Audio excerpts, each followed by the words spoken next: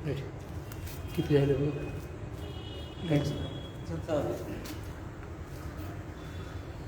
Hello, चला कवितेच्या बना या उपक्रमांतर्गत चालू असलेल्या वाचक संवादाचा हा 254वा भाग. आज भारतरत्न डॉक्टर बाबासाहेब आंबेडकर यांच्या जयंतीदिनी संपन्न होत आहे. महापरिनिर्वाण दिन या दिनी संपन्न होत आहे.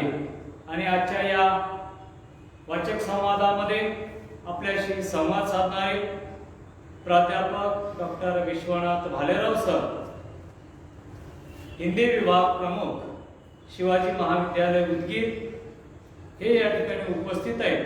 तेव्हा आजच्या या कार्यक्रमाचं सूत्रसंचालन करण्याची विनंती मी आदरणीय प्राध्यापक डॉक्टर बालाजी सूर्यवंशी यांना विनंती करतोय की आपण आजच्या कार्यक्रमाची सूत्र संचलित करावे. आदरणीय प्राध्यापक डॉक्टर बालाजी सूर्यवंशी.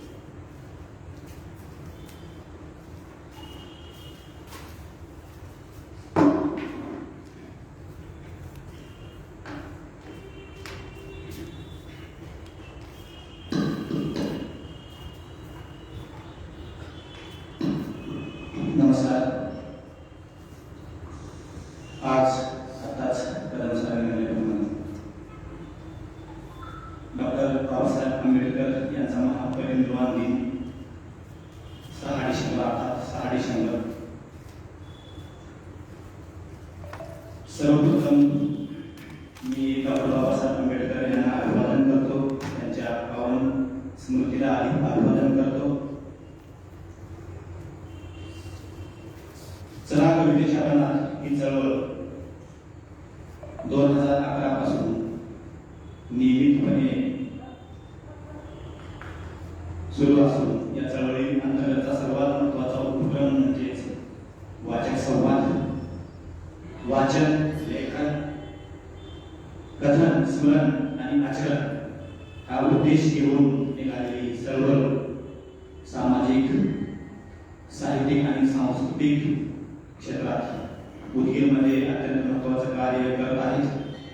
या चळवळी अंतर्गतचा हा 254वा वाचक संवाद या ठिकाणी संपन्न होत आहे. आपल्याला सर्वांना माहीत आहे की महिन्याच्या पहिल्या आणि तिसऱ्या सोमवारी सायंकाळी 6 वाजता म्हणजे 6 वाजता वाचक संवादाची सुरुवात होते.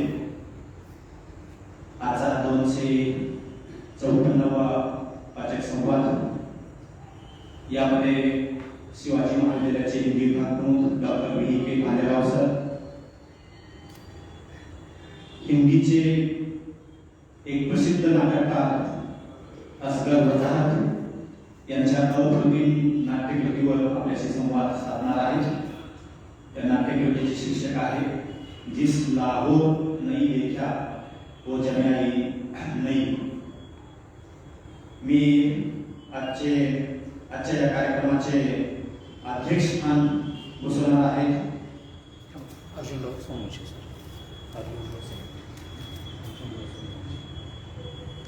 माननीय अर्जुनराव सोमवंशी सरांना मी विनंती करतो की आपण व्यासपीठावर येऊन स्थानावर नोंदायचं आहे. आजच्या वाचक संवादाचे अध्यक्ष माननीय अर्जुनराव सोमवंशी. आपण सर्वजण सोमवंशी सरांच्या कार्याच्या गजरात स्वागत करूया. त्यानंतर मी आजच्या कार्यक्रमाचे संपादक माननीय प्राध्यापक डॉक्टर विश्वनाथ भालेराव सरांना विनंती करतो की आपण ही व्यासपीठावर येऊन स्थान बनवायचं आहे. आपण सर्वांनी परत एक वेळेस कार्याच्या गजरात सरांचं स्वागत करूया. चला कवितेच्या बनात या चळवळीअंतर्गतचा आजचा 254वा वाचक संवाद जिस लाहोर नहीं देखा वो जम्याई नहीं हे हिंदीतलं एक महत्त्वाचं नाटक आणि भारत आणि पाकिस्तान फाळणीची संवेदना व्यक्त करणारं हे नाटक आहे. असगर वजाहत या नाटकाचे लेखक. वाचक संवाद उपक्रम आता उदगीरमधला एक महत्त्वाचा उपक्रम बनलेला आहे. जवळपास 10 वर्षे मला वाटतं या संवाद वाचक संवाद या उपक्रमाला पूर्ण होत आहे आणि ही तपश्चर्या अनंत कदम सरांच्या परिश्रमातून आणि आपल्या सर्वांच्या सहयोगातून हा यज्ञ या ठिकाणी सुरू आहे आणि काही दिवसानंतर या तपश्चर्याला 12 वर्षी ही पूर्ण पूर्ण होईल. आजचे संवादक माननीय प्राध्यापक विश्वनाथ भालेराव हे शिवाजी महाविद्यालय येथे हिंदी विभाग प्रमुख म्हणून 2008 पासून कार्यरत आहेत. संशोधक मार्गदर्शक म्हणून इथे कार्य करत आहेत. वाचन आणि लेखनाची आवड असणारे आणि एक विचार करणारे प्राध्यापक म्हणून आम्ही त्यांच्याकडे बघतो. विचाराला महत्त्व देणारे प्राध्यापक म्हणून आम्ही त्यांच्याकडे बघतो. आजचा एक महत्त्वाचा संयोग या ठिकाणी जुळून आलेला आहे. आज 6 डिसेंबर डॉक्टर बाबासाहेब आंबेडकर यांचा महापरिनिर्वाण दिन आणि डॉक्टर बाबासाहेब आंबेडकर यांना प्रज्ञासूर्य म्हणून संबोधलं जातं. त्याचप्रमाणे त्यांच्या वाचनाची आवड, त्यांचा व्यासंग आपल्या सर्वांना माहीत आहे. स्वतःसाठी न घर बांधता पुस्तकासाठी घर बांधणारा एक महामानव राजगृह नावाचं त्यांनी पुस्तकासाठी घर बांधलं आणि विचारासाठी कार्यासाठी वाहून घेतलेला एक मानव त्यांचं स्मरण आपण वाचक संवादाच्या माध्यमातून करतोय. हा एक योग 6 डिसेंबर आजचा जो विषय आहे हा सांप्रदायिक त्याच्या संदर्भातला हा आजचा विषय आहे आणि 6 डिसेंबर ला एक दुर्दैवी घटना पण भारतात होऊन गेली होती. बापरी मशीद पाण्यात आलेली होती. सांप्रदायिक दंगे त्यानंतर उसळलेले होते. भारत पाकिस्तान फाळणीच्या नंतर साधारणतः 20 लाख लोक मारले गेले होते असा एक अभ्यास सांगतोय. तर त्या घटनेची एक संवेदना माया नावाच्या पात्रानं ते या नाटकामध्ये व्यक्त करतात. दिसतावर नाही देत्या व जमाया. आजचे संवेदन आजचे अध्यक्ष यांचं मी चला कवितेच्या गाण्यात वाचक संवाद या उपक्रमाच्या माध्यमातून त्यांचं स्वागत करतोय. आपण सर्व परत एक वेळेस काळ्यांच्या गजरात त्यांचं स्वागत करूया आणि त्यानंतर मी आजच्या संवादात प्राध्यापक डॉक्टर विश्वनाथ भालेराव सरांना विनंती करतो की आपण संवादासाठी यावं आणि जिसला आवड नाही देता उदमाई नाही असगर बाजार लिखित या नाटकावर आपण संवाद साधावा. डॉक्टर बी के भालेराव सर.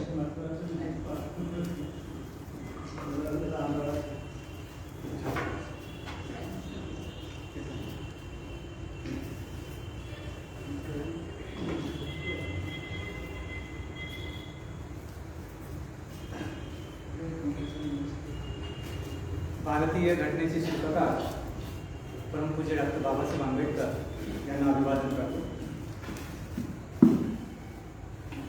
ते माहिती चालू आहे.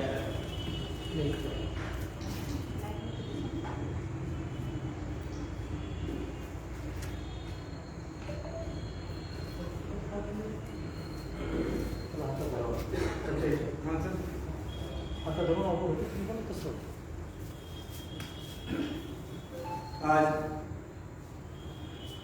डॉक्टर बाबासाहेब आंबेडकर इनका स्मृति दिन है और सर ने यहाँ पर जो बात रखी मैं उसी बात को आगे लेकर चल रहा हूँ. ये कार्यक्रम सदा कवितेचा बना 254वां कार्यक्रम है. विचार विमर्श करने के लिए ये कार्यक्रम रखा गया है. इस कार्यक्रम के अध्यक्ष माननीय अर्जुनराव सूर्यवंशी सर, सोमोची सर, वाचक संवाद के संयोजक माननीय आनंद कदम सर, संयोजन समिति के सभी सम्माननीय सदस्य, यहाँ पर उपस्थित सभी बुद्धिजीव, आपको सबको प्रणाम करता हूँ. उन लाखों बेगुनाहों को अभिवादन करता हूँ जो धर्म के नाम पर दंगों में शहीद किए गए. दलदल की जिंदगी जीने वाली बस्तियों को उजाले का नया साम्राज्य फैलाने वाले उन महापुरुषों को अभिवादन करता हूँ। जाति धर्म संप्रदाय से परे जाकर जो मानवता की बात करते हैं उन संतों को अभिवादन करते हैं। आज का मेरा विषय है प्रसिद्ध साहित्यकार जिनकी रचना है जिस लाहौर, जिस भी है और पंजाबी में जिन भी, जिस लाहौर नहीं देखा वो जमाए नहीं। इस टाइटल का, इस शीर्षक का अर्थ इस प्रकार का है और पात्रों का जो संवाद है उस आधार पर इस नाटक की जो शीर्षक है, इस नाटक का शीर्षक वह हमारे सामने उसका अर्थ प्रस्तुत होता है। इस नाटक को लिखने की मूल वजह क्या है? एक संतोष कुमार नाम के प्रसिद्ध पत्रकार हैं दिल्ली में और असगर बाजार के साथ उनकी मुलाकात हुई।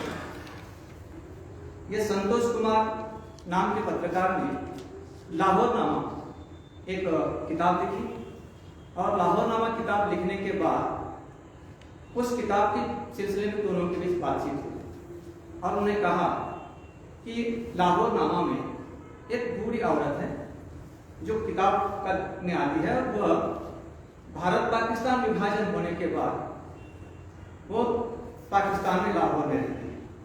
उसे छोड़ कर आया है या छूट चुकी है पता नहीं, लेकिन इस प्रकार का दृश्य और उसका दर्द है कि वह देश, वह गांव, वह शहर अच्छा है।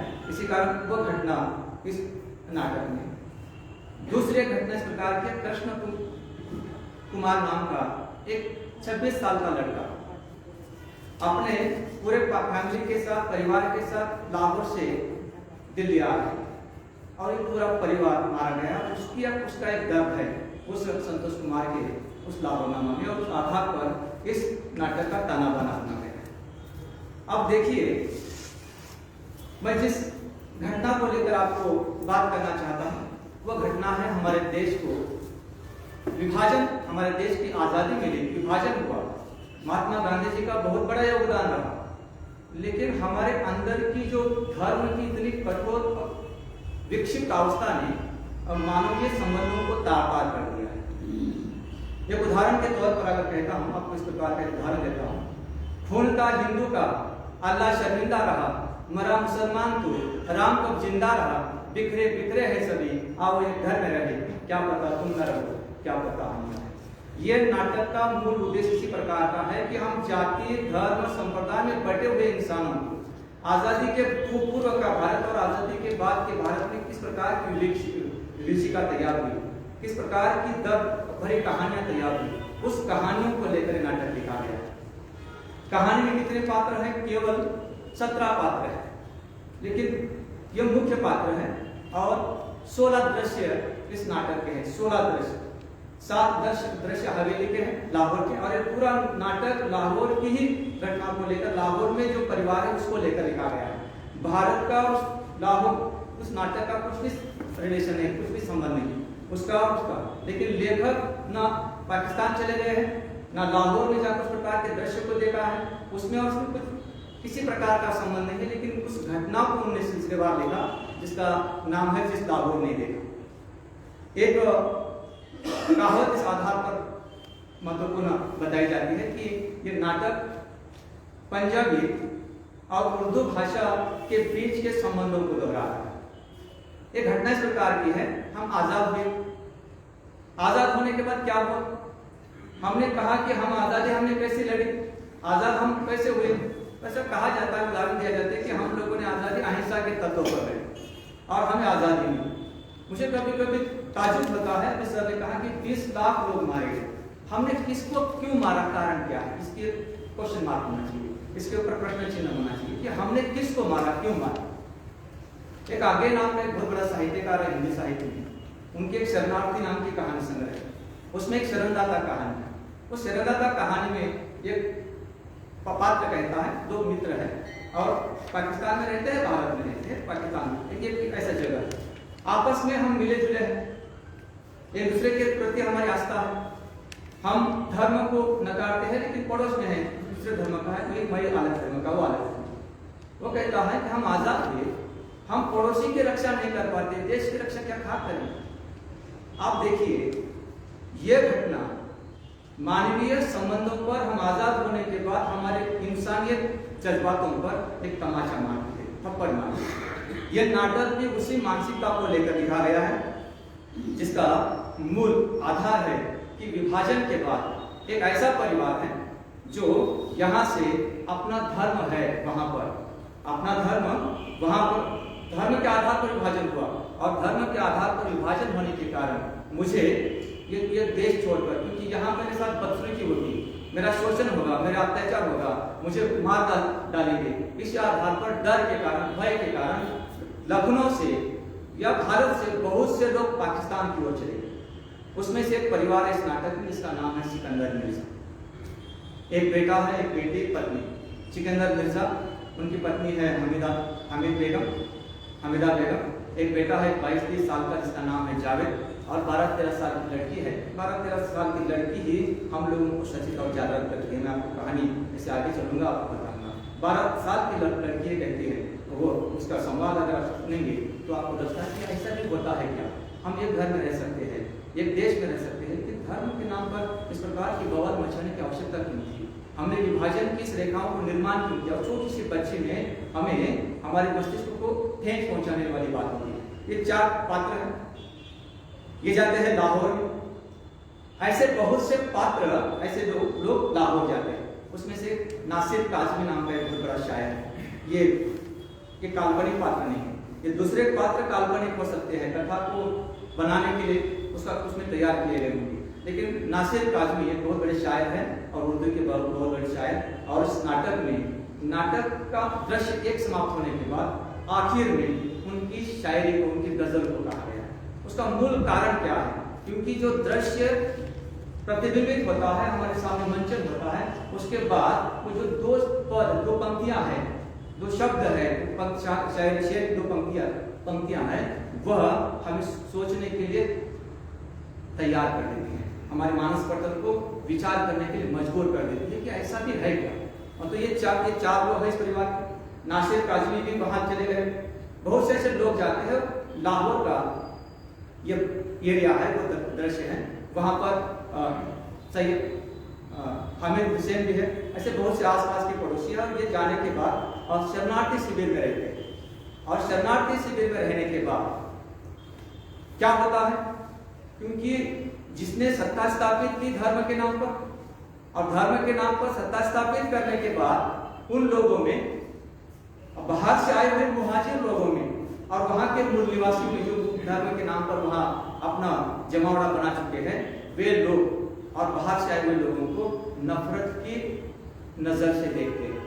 आप लोगों ने, मैं एक नाटक हमारे पाठ्यक्रम में था, घासीराम कोतवाल बोलकर, विजय तेंदुलकर का। अगर आपने पढ़ा है तो आपको पता चलेगा कि घासीराम कोतवाल, यानी कि पूना ऐसा एक शहर है, इसी कारण कन्नौज का व्यक्ति अपने लोग हैं, अपने जात के हैं, इसी आधार पर आशा लेकर वहां पहुंचता है। वहां आने के बाद उसके साथ बदसलूकी की जाए।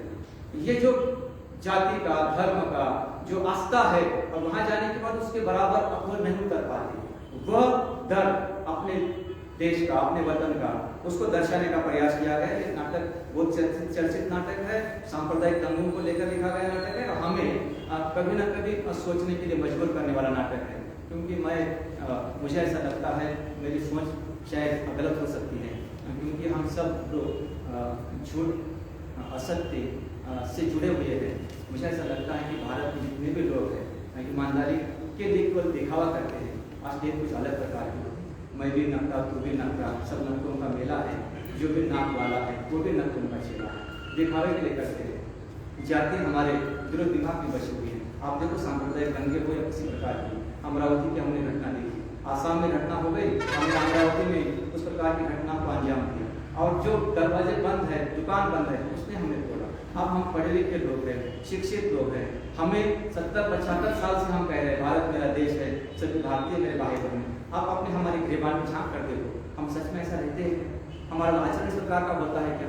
हमारा आचरण उसी प्रकार का कुछ नहीं होता। 70-75 साल से कह रहे बच्चों को, बचपन से बच्चों को कहा जाता है भारत मेरा देश है, सभी भारतीय मेरे भाई बहन। आप देखिए ऐसा होता है, हम पड़ोसी के साथ अच्छे रिश्ते हमारे नहीं होते, हम आपस में टकराहट के साथ, हम कुछ रिश्ता के बारे में सोचते हैं, पड़ोसी के बारे में हमारे विचार गलत है और हम भारत पाकिस्तान की बात कर रहे हैं, देश विभाजन की बात करते हैं, राजनीति की बात करते हैं और हमारा पड़ोसी के साथ नहीं चलता। अब ये थोड़ा सा मुझे तो कहीं अलबेल लगता है क्योंकि दिखावा कर रहे हैं, मुखौटे पहने हैं। एक आप लोगों को मालूम है अटल बिहारी वाजपेयी साहब प्रधान थे, 3 बार उनका शासन भारत पर प्राइम मिनिस्टर थे, 13 दिन का, 13 महीने का, तो आदमी सारे शासन।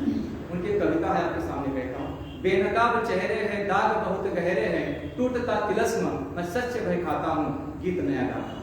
सच इंपॉर्टेंट, सच महत्वपूर्ण है, लेकिन सच से कोई भी जुड़ना नहीं चाहता, सच के आधार पर काम नहीं करना चाहता। कारण क्या है? क्योंकि हम लोग झूठी व्यवस्था के, बेनकाब चेहरे के हम लोग हैं, नकाब पहनकर हमारा आचरण करते हैं। ये नाटक उसी मानसिकता को लेकर लिखा गया है। शायद आप लोगों को थोड़ी सी बुद्धिजीवी है, आप लोग मुझे संभालेंगे, समझेंगे, क्योंकि मेरा इस नाटक के प्रति मैं बहुत 2017 से मैं इस नाटक पाठ्यक्रम में था और मुझे लग रहा था कि जरूरत है ये नाटक गांव तक पहुंचना चाहिए, समाज तक पहुंचना चाहिए, क्योंकि पाकिस्तान में भी कुछ लोग हैं उनके मन में भी इंसानियत की जज्बात है और यहाँ के जो लोग हैं उनके भी मन में इंसानियत की जज्बात, कुछ लोगों के कारण, कुछ लोगों के कारण हमारे देश को, हमारे समाज को, हमारी संस्कृति को, हमारे भाईचारे को कहीं ना कहीं ठेंच लग रही है, ठेंच पहुंच रही है और ये दर्द इस नाटक में है। लेखक का थोड़ा सा परिचय मैं आपको पृष्ठभूमि आपके सामने रखा।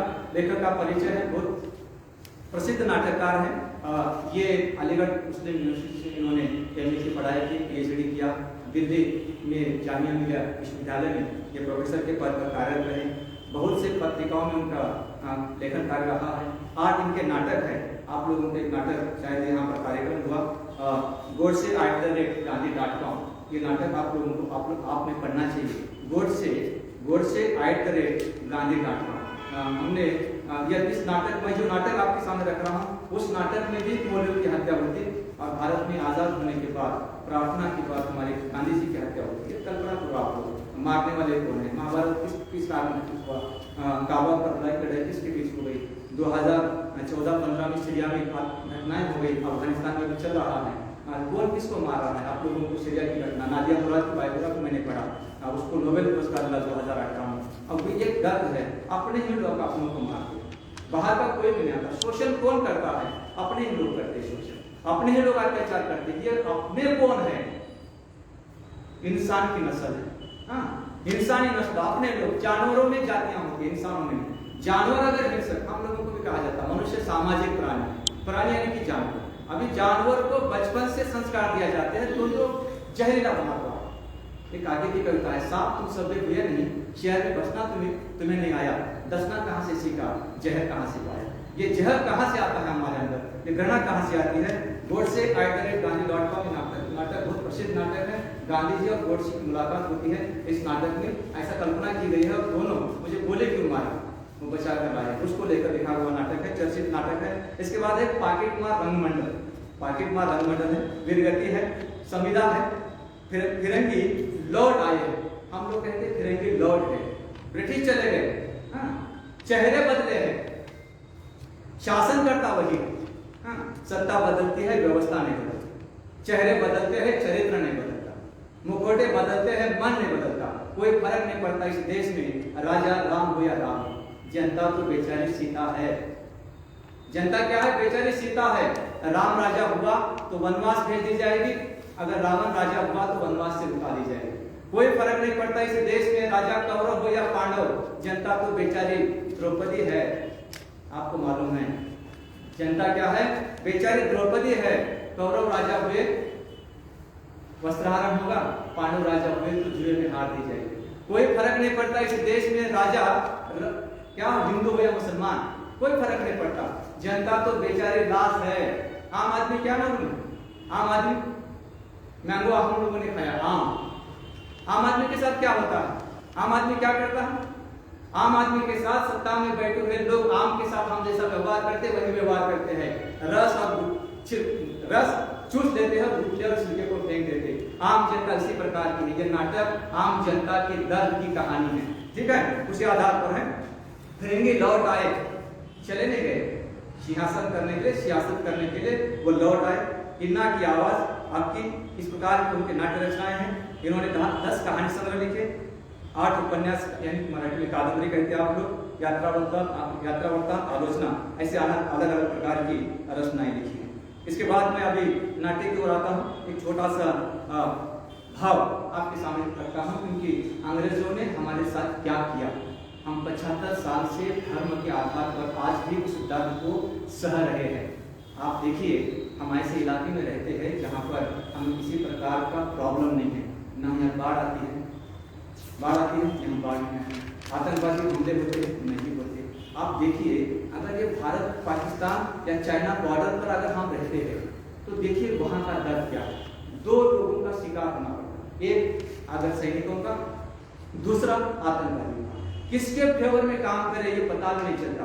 घर से निकलने के बाद वापस लौटने की गारंटी नहीं है। आप देखिए, और ऐसे माहौल में वहां कुछ होना चाहिए। हमारे पास यहाँ इस ऐसे परिवेश, ऐसे माहौल में दहशतवादी, आतंकवादी या जो सांप्रदायिक दंगे होते हैं ना, वो होने नहीं चाहिए, लेकिन किए जाते हैं। मैंने शुरू में कहा कि धर्म और जाति के नाम पर, धर्म के नाम पर बेगुनाह जो लोग शहीद किए गए, मैं हुए नहीं कह रहा हूँ, किए गए, मारे गए, जानबूझकर किया जाता है, हाँ, जानबूझकर मारा जाता है। ये किए गए लोगों के बारे में है।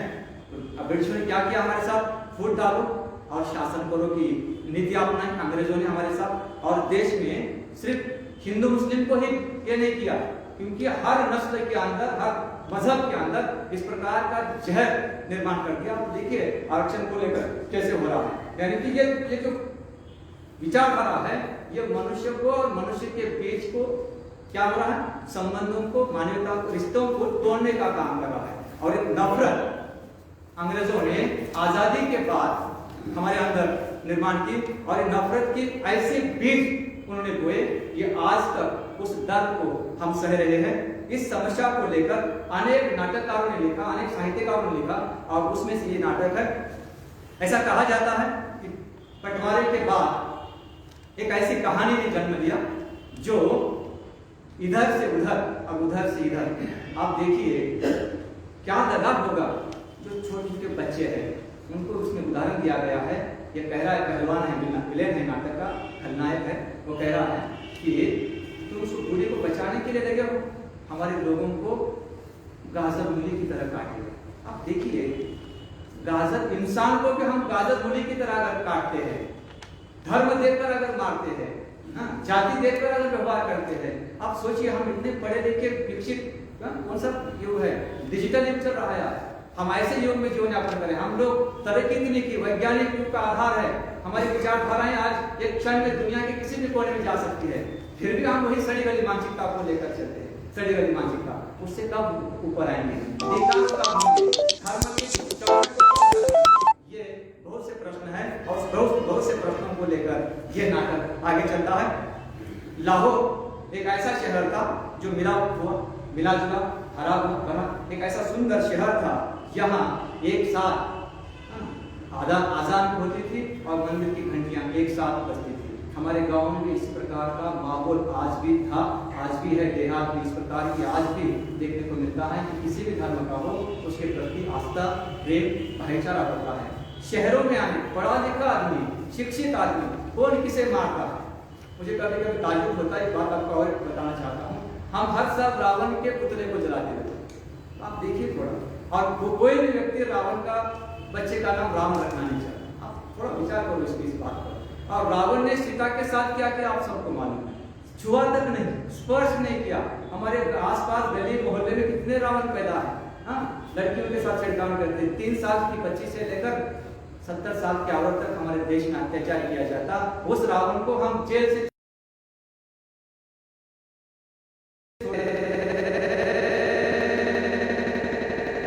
जो रावण ने कुछ भी नहीं किया, उस रावण को हर साल जलाते हैं। हमारे मन के विकृति के अंदर बसा हुआ रावण जलना चाहिए, लेकिन ऐसा होता नहीं। जो अच्छे चरित्र वाला है उसको बदनाम कर देते हैं। आप देखिए हमारे अच्छे नाम कितने लोगों के नाम थे, वो सब जेल में।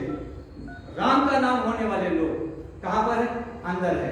और जो कुछ भी नहीं किया उसको कभी आप मुझे ऐसा लगता है कि सिक्के के 2 पहलू है। स्तर बदलो, विचार प्रणाली बदलेगी। हमें स्तर बदल कर काम करना है। मुझे शायद लगता मैं ताकतवर हूं, अरे कमजोर के बारे में देखो भाई, शेरनी के बच्चे को किसी को छूने की आदत नहीं, उसके सामने खून खिलाते, बकरी के बच्चे को काटते, गरीब को थप्पड़ मारा जाता है। ये जो दर्द है ना, किसको कौन मारता है, किसका कौन शोषण करता है? ताकतवर लोगों ने इस प्रकार का काम, इसका सत्ता बदलती है, व्यवस्था नहीं बदलती। विभाजन के कुछ दर्द, कुछ पीड़ाएं, कुछ परिवार में ऐसे गुजरे, छोटे छोटे बच्चे, जालियांवाला बाग हत्याकांड का दृश्य देखो, आपको पढ़ो, आपको पता चलेगा आप कैसे गोलियां बच्चों को मारे और कैसे लोग मारे गए। 1919 में जालियांवाला बाग हत्याकांड हो गया। उसी प्रकार की घटना इधर से उधर और उधर से इधर जाने वाले लोगों में हो गई। ये जाना नहीं चाहिए, मेरा देश है, मेरा वतन है, यहाँ रहना चाहिए, माँ मिट्टी, मानस के प्रति प्रेम होना चाहिए। लेकिन जो जाने और आने वाले लोग थे वो धर्म से पागल हुए थे, किसी कारण वो उधर चले गए। वहां के लोग डर के कारण, क्योंकि वहां अपना देश धर्मनिरपेक्षता की बात करता है, वहां कट्टरता की बात होती है, इसी कारण वहां के लोग डर के कारण वहां वो कह रहे हैं यहाँ गैर मुस्लिम रहेगा नहीं, केवल मुसलमान रहेगा, इसी कारण कुछ भी करो नहीं, यहाँ से रहना नहीं, ये डर है। यहाँ रहे हुए मुसलमानों के साथ हम क्या करते हैं, हम शक की नजर से उसके प्रति हमारी भावना ही अलग प्रकार की है। ये भावना कैसी पैदा होती है, घृणा कैसी पैदा होती है, ये ऐसी घृणा, ऐसी हिंसा ये मनुष्य के अंदर आई कहाँ से? विभाजन के बाद दो सरहदों में आर पार का ये भयावह मंजर, भयावह दृश्य हमारे मानस पटल पर छा जाता है। सर कह रहे थे, मेरे पास जो डॉक्यूमेंट है, मैं 12 लाख लोग भारतीय मारे गए, सर 20 लाख कह रहे थे, शायद उनकी बात शायद अधिक होती है। मेरे पास कहा गया है, मैंने जो डॉक्यूमेंट देखी, 12 लाख भारतीय मारे गए, उससे कहीं अधिक लोगों का क्या हुआ, उनके साथ बदसलूकी हुई, शोषण हुआ, छेड़खानी हुई, उनकी विडंबना हुई, उनसे कहीं अधिक लोगों का। शायद पाकिस्तान से आने वाले हिंदुओं के साथ क्या क्या हुआ पता नहीं होगा, यहाँ से अगर जाने वाले भारतीय जितने थे वो 12 लाख लोग मारे गए। और ये कहानी संवेदनशील लोगों को, साहित्यकारों को, बुद्धिजीवियों को सचेत करती है, जागृत करती है, उनके अंदर सहिष्णुता के मूल्यों को पिरोने का काम करती है, विवश कर देती है और देश और दुनिया को झकझोरने के लिए मजबूर कर देती है। यह सच है कि मुट्ठी भर लोगों ने दुनिया में घृणा का संक्रमण किया, मुट्ठी भर लोगों ने, लेकिन एक साहित्यकार का काम है, एक बुद्धिजीवी का काम है, एक फिलोसोफर का काम है, उस घृणा को, तिरस्कार को, संक्रमण को हमें संक्रमित होने से बचाना है। जिस प्रकार एक चिकित्सक, डॉक्टर, वैद्य बीमारी का इलाज, संक्रमण हुआ है उसका इलाज करता है, कोरोना महामारी का इलाज हमारे पास है। आप देखो इसका भी मुझे कभी कभी बहुत भयावह दृश्य लगता है। हम लोग इतने खराब लोग हैं, रेमडेसिविर की दवा पानी मिलाकर बेचे, हमने किसको मारा? लालच में, पैसे के लालच में अपनों को नहीं जाना, अपनों को मारा, डर हमने तैयार किया। देखो पैसा कमाने के लिए पीछे लगे हैं लोग, इंसानियत कमाने के लिए, इंसानियत को बढ़ाने के लिए कोई आगे नहीं आता। उसका मूल कारण है हमारी सड़ी गली सोच। ठीक है, यह संक्रमण जो पूरे समाज में फैला, देश में फैला, मानवता में फैला है, और मानवतावादी विचारधारा में फैलने के कारण हम कितने भी संतों ने जोर जोर से कहा, बसवेश्वर से लेकर नामदेव से लेकर सभी लोगों ने, कितने लोग अनुकरण करते हैं और कितने लोग उस व्यवस्था से जीते हैं। आचरण करने में और बताने में, स्टेज पर बताने से सब लोग, मुझे भी अच्छा लगता है, लेकिन वास्तविकता से जुड़ना, उस प्रकार का व्यवहार करना, ये मनुष्य की पहचान होनी चाहिए। लेकिन ऐसा हुआ नहीं। लेकिन एक साहित्यिक प्रकार का काम है कि एक चिकित्सक की तरह, एक डॉक्टर की तरह उस बीमारी को खत्म करना है। इसी कारण कहा जाता, जहाँ साहित्य, जहाँ धर्म विफल होता है, जहाँ धर्म का कानून, धर्म की संहिता, धर्म की विचारधारा विफल होती है, वहाँ साहित्यकार को बाजी मारना चाहिए। अपने साहित्य के माध्यम से मानवीय मूल्यों को वहाँ रखने की आवश्यकता है। धर्म के नाम पर जब विभाजन हुआ, वह परिवार है। अभी एक 16 दृश्य है, मैं 16 मिनट में एक दृश्य का आपके सामने सिलसिलेवार जानकारी रखता हूँ। एक पहले घोषणा है, पहले दृश्य में लेके रहेंगे पाकिस्तान, लेके रहेंगे पाकिस्तान। आप देखिए क्यों कह रहे, मुस्लिम लीग क्यों कह रहे हैं?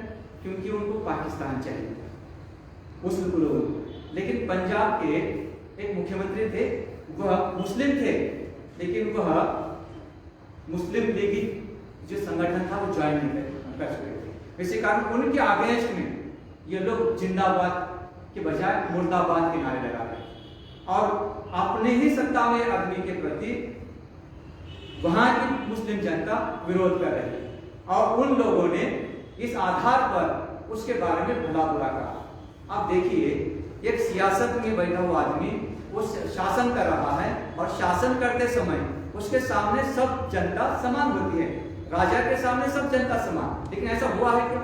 ऐसा हुआ नहीं। उनको ऐसा लगता है कि मेरे धर्म का है, ये मेरे धर्म के बारे में सोचना चाहिए, मेरे जाति का है, मेरे आधार पर ही सोचना चाहिए, मेरे प्रांत का है, मेरे गांव का है। यानी कि हमने क्या किया, संकीर्णताएं तैयार की, संकुचित मनोवृत्ति को हमने देखा, हमने व्यापक दृष्टिकोण से भारत के सांस्कृतिक मूल्यों को नहीं देखा, जाति धर्म के उस व्यवस्था को देखा। इसी कारण ये लोग धर्म के नाम पर नारे लगा रहे हैं। और ये पहला दृश्य समाप्त होता है। वहां एक नासिर काज़मी की गजल है, बहुत सुंदर गजल है। वो कहता है, नतीजे पर आए हैं हम लोग, नतीजा हुआ, ये नतीजे में हिंदुस्तान बट गया, ये जमी बट गई, आसमां बट गया, तर्जे तहरीर तर्जे बयां बट गया, शाके गुल बट गई, आशा बट गया। हमने देखा जो था ख्वाब, हमने देखा जो था ख्वाब और था। अब ये पाकिस्तान, ये पंजाब कुछ और, ये इस प्रकार का दृश्य है। हमने जो सपने देखे थे, आप देखो, आजादी के बाद हमने सपना देखा। क्या सपना था? कि हम लोगों को सभी प्रकार की आजादी मिलेगी। एक किताब आई है कल, डॉक्टर लोकसत्ता का अगर आर्टिकल आपने पढ़ा है, उसमें लिखा हुआ है फ्रैक्चर फ्रीडम सरकार की किताब है, कोबाड गांधी की, लोकसत्ता में आर्टिकल आया है। हमारे देश को हमने स्वतंत्रता को, आजादी को हमने क्या कर दिया मालूम है? हमने खोखला बना दिया है, कमजोर बना दिया है। किसी आधार पर प्रशासन करता है या कोई हो, मैं भी उस प्रकार का हिस्सा हूं, क्योंकि हमने क्या कर दिया, उस व्यवस्था को हमने क्या कर दिया, खोखला बना दिया। कैसे खोखला बना दिया हमने?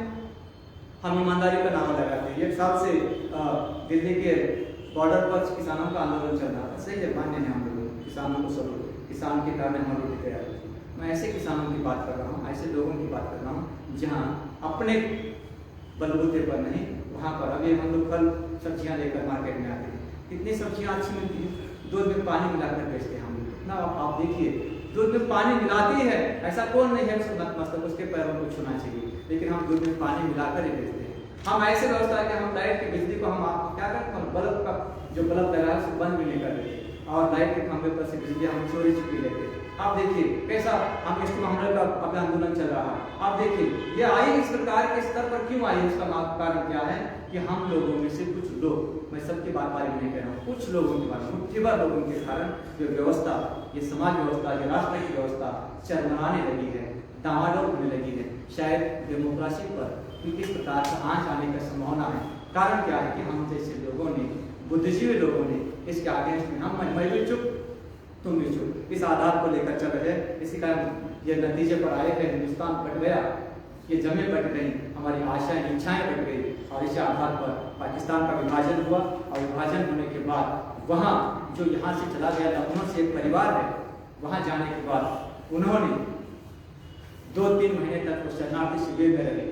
ये 4 लोग हैं, ऐसे बहुत से लोग हैं, लेकिन ये कहानी 4 लोगों की। और ये 4 लोग और 2 बेटे हैं, एक बेटी, एक बेटा, एक पत्नी और एक पिता। सिकंदर मिर्जा, हमीदा बेगम पति पत्नी, जावेद 22-23 साल का लड़का है, उसका उनका बेटा है, बेटी है 12-13 साल। इस नाटक का एक दृश्य, वह जैसे मंच पर आते वहां पर जाते हैं, वहां हवेली का दृश्य है, 22 कमरों की हवेली, उन्हें कस्टोडियन ऑफिसर ने दी है, अलॉट की है, 2 महीने के बाद मिली। और जैसे वो घर पर वहां पर पहुंचते, हवेली में पहुंचते, उनको ऐसा लगता है वो प्रसन्न होते हैं, उनके चेहरे की रौनक आ जाती है, और वो कहते हैं कि यार खुदा, हाँ तेरा लाख लाख शुक्र है। यानी कि अपना लखनऊ का जो घर था वो छोड़ चुके थे, अपने वतन को छोड़ चुके थे। वहां जाने के बाद धर्म के नाम पर, वहां पर जो शिविर में रहने के बाद, शरणार्थी बनने के बाद, वहां कैसी बदसलूकी हुई, न खाने का ठिकाना, रहने का ठिकाना, अपने लोग अपनों का शोषण कर रहे हैं। हाँ, और जैसे वो हवेली मिली, किसको? वो गलती से मिली, और वो जब दोबारा स्टूडेंट के पास जाता है, क्योंकि घर पर जब वो 4 लोग जाते, लड़के ऊपर की मंजिल पर जाकर देखते हैं तो बूढ़ी औरत वहां पर है, वो चीखती हुई नीचे आए, मम्मी इस घर में कोई तो रहता है, माँ इस घर में कोई तो रहता है। और जाकर देखते हैं तो वो कहते हैं तुम कौन? ये मेरा घर है, रतनलाल जौहरी का घर है। ये किसका घर है? रतनलाल जौहरी का घर है, कहती वो औरत। हाँ, बूढ़ी औरत को माई कहा गया, उसको रतन की माँ कहा गया है। और ये कहते हैं कि नहीं, तो हमें तो ये अलर्ट हुई है। कैसे अलर्ट होती है तुम्हें? ये घर मेरा, यहाँ से निकलो ऐसे। ये दोनों पति पत्नी उस औरत को मारने के बारे में सोचते हैं, उसको घर से निकालने के बारे में सोचते हैं। इस आधार पर नाटक चलता है। ये बार बार प्रयास करते हैं कि उसको मारना चाहिए या उसको निकालना चाहिए। इनका बेटा जावेद भी वहां के याकूब मोहल्ले का मुस्लिम लीग नेता है, जिसका नाम है पहलवान कहा गया, याकूब पहलवान बोलकर, उसे भी ये जाकर कहता है, उसको निकालने के बारे में सोचते हैं। इस औरत को, इस माई को भारत भेजने के बारे में विचार करते हैं। ये नाटक इस प्रकार का दृश्य है, लेकिन माई कहीं भी जाने को तैयार है। क्यों नहीं? उसको लगता जिन लाहौर नहीं देखा वो जन्मा नहीं, यानी कि जिसने लाहौर को नहीं देखा वो दुनिया में जन्म लेकर कुछ फायदा। अपने लाहौर के बारे में, अपने वतन के बारे में इस प्रकार का महत्व बताती है। आप देखिए इस नाटक में वही सिकंदर मिर्जा भी वही बात कहते हैं, अपना देश अपना घर। ये 22 कमरे के हवेली है ना, अपना घर होना चाहिए। आप देखिए 22 कमरों के नीचे 11 कमरे हैं, ऊपर 11 कमरे हैं। 11 और 11 22 कमरे के मिलने के बाद भी वो कहता है कि 4 कमरे को अपने भारत के लखनऊ के, वो कहता है कि अपना घर बेटे बहुत बढ़िया था, अपने वो बच्ची को कहता है। शायद वो नासिर काज़मी अंबाला से वहां लाहौर गए हैं, वह कहते हैं कि नहीं, अपना देश अंबाला होता चलता। अंबाला दुनिया में अंबाला की तरह दूसरा देश नहीं, दूसरा कोई शहर नहीं, दूसरा कोई गांव नहीं।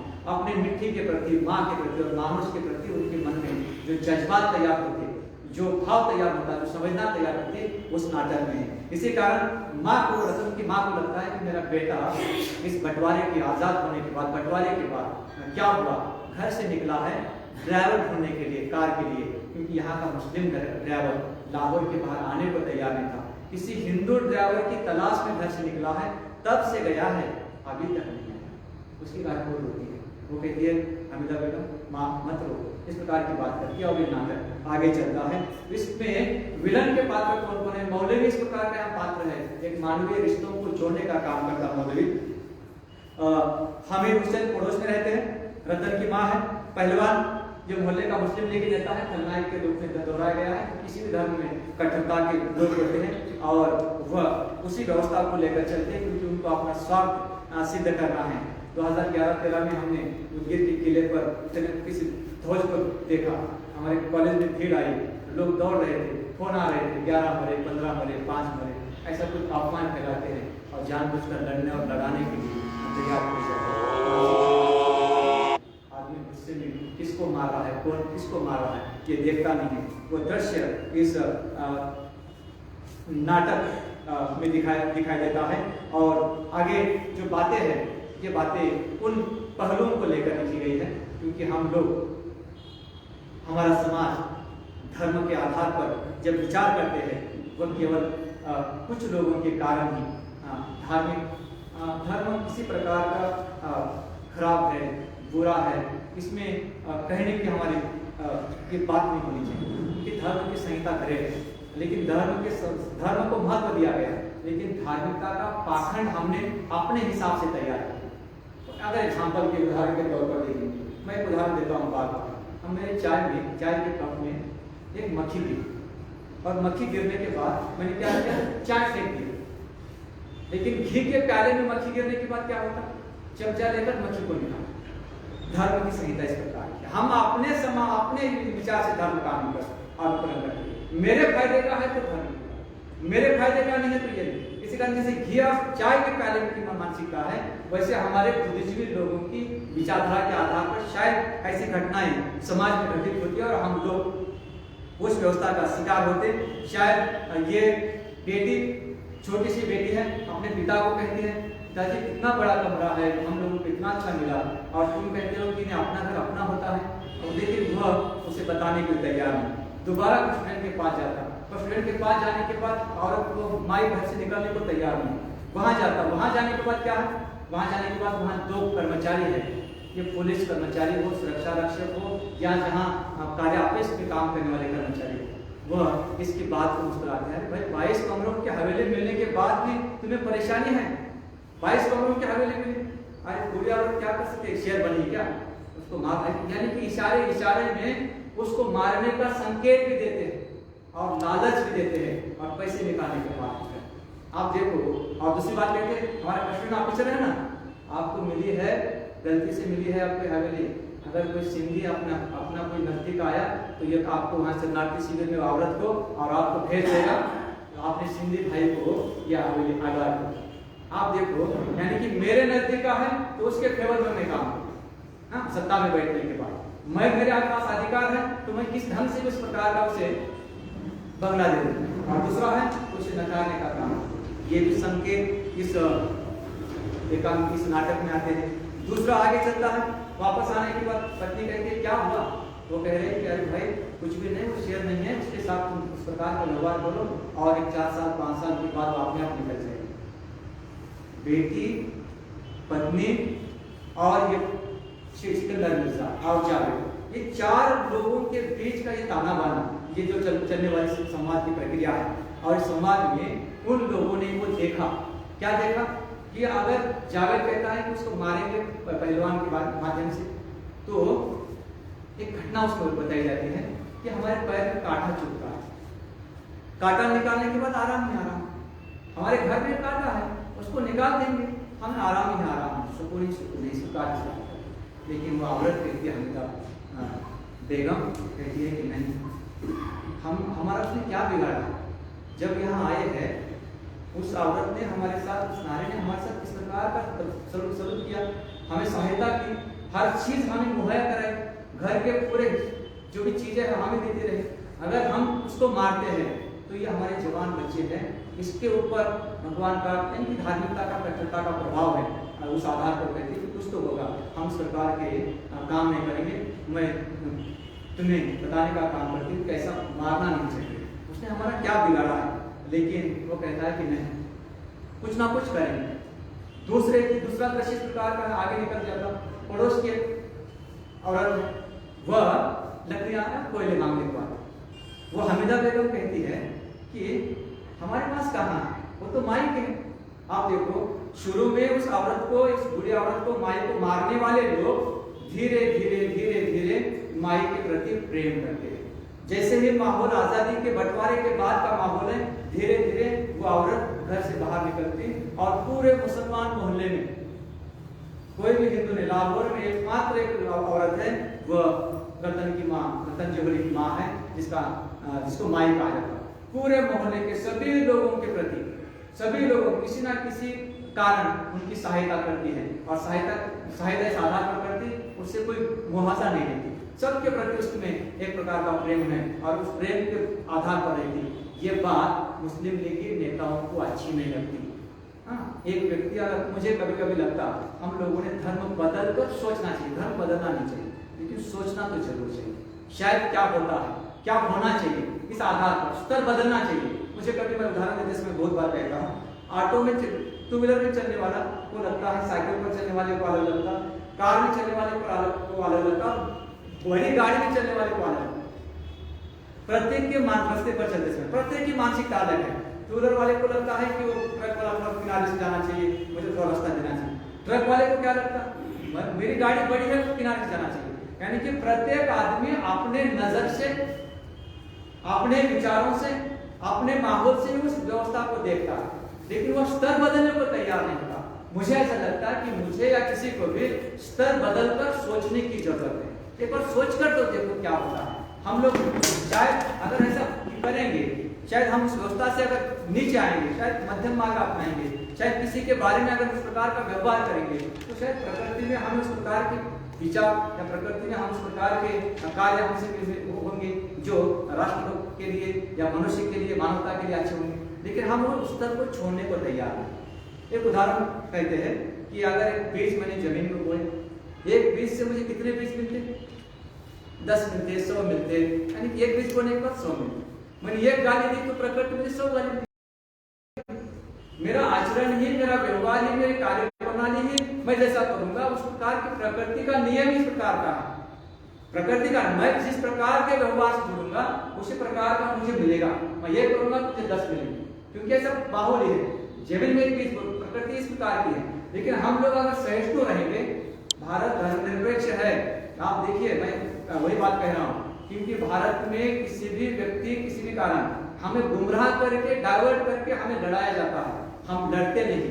आप देखिए, हमारे संवाद, हमारे डायलॉग प्रेम के होते, हम मिल जाते हैं, जुड़ जाते हैं। माई के साथ भी लाहौर में सभी लोग, लाहौर के सभी उस मोहल्ले के लोग सभी माई को माई ही पुकारते हैं। और इन लोगों को, जो धर्म के कट्टर लोग हैं, उनको ये लगता है कि बर्दाश्त नहीं होता।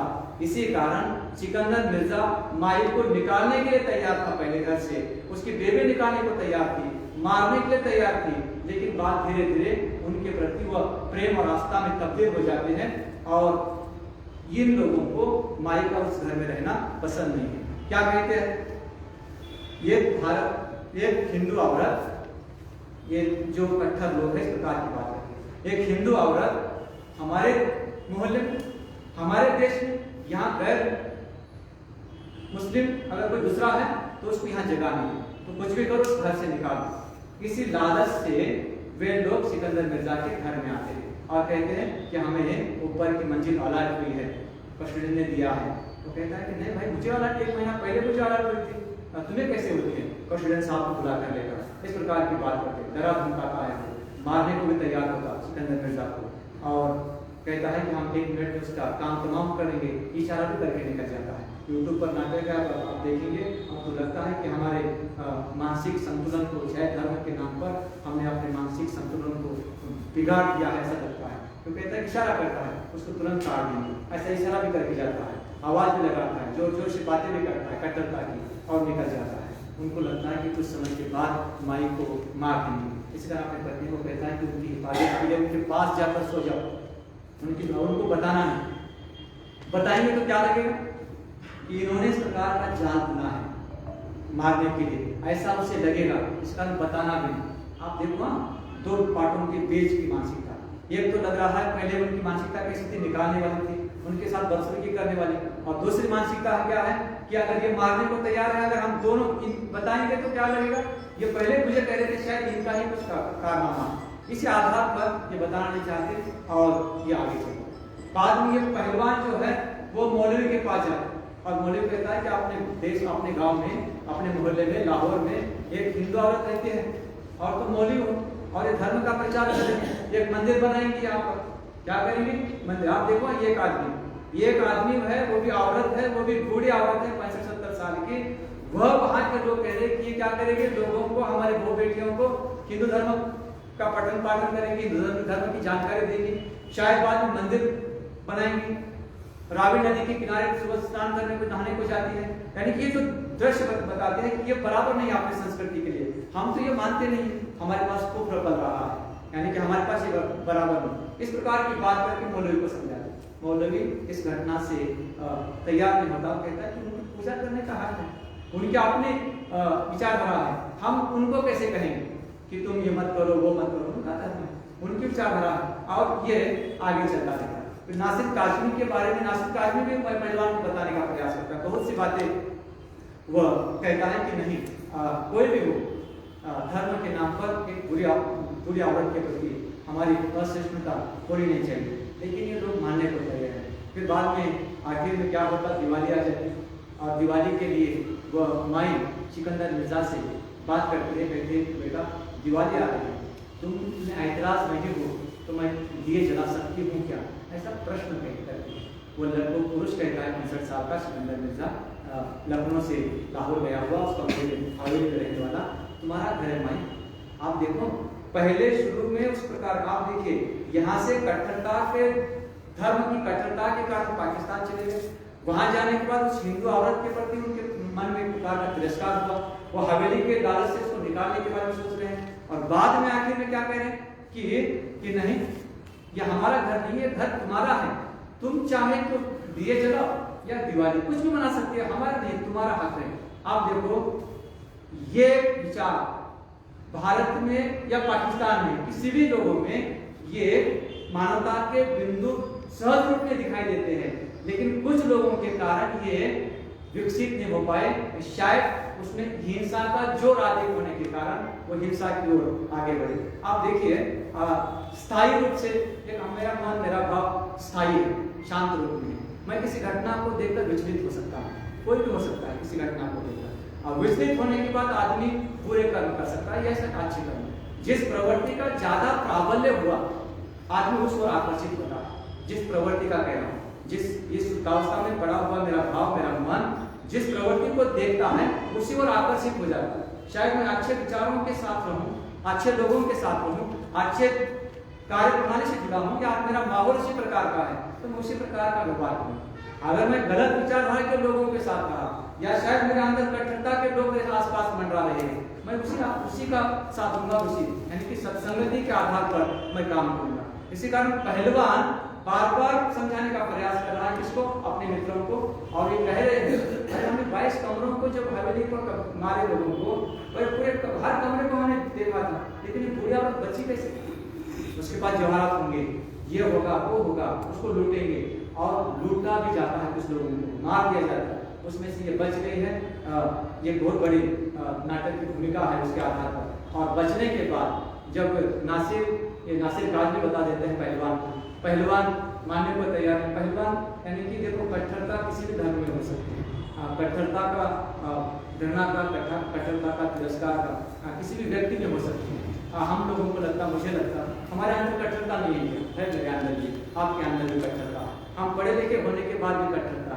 उदाहरण अगर बताऊं, हम बच्ची को कोक में मारते हैं, यहाँ कहाँ पाकिस्तान और भारत की बात है, हम तो कत्ल कर रहे हैं ना बेटी का हम कत्ल कर रहे हैं। कारण क्या, सोचो आप लोग, यानी कि हम लोग बेटा चाहिए इस आधार पर हम किसको मार रहे हैं, हम एक बेटी को मार रहे हैं। यहाँ कौन है?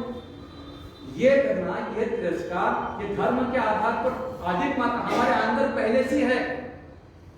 मनुष्य सामाजिक प्राणी है, जानवर है, उस जानवर को बार बार संस्कारित करने की आवश्यकता है। और ऐसे नाटकों के माध्यम से, कलाकृति के माध्यम से, कविता के माध्यम से, गजलों के माध्यम से हमें जरूरत है उस व्यवस्था को बदलने की। शायद अगर ये बदलाव की स्थिति है, मैं अभी आपको कह रहा था कि हम 70-75 साल से वही बात कह रहे हैं, भारत मेरा देश है, सभी भारतीय मेरे भाई बहन हैं।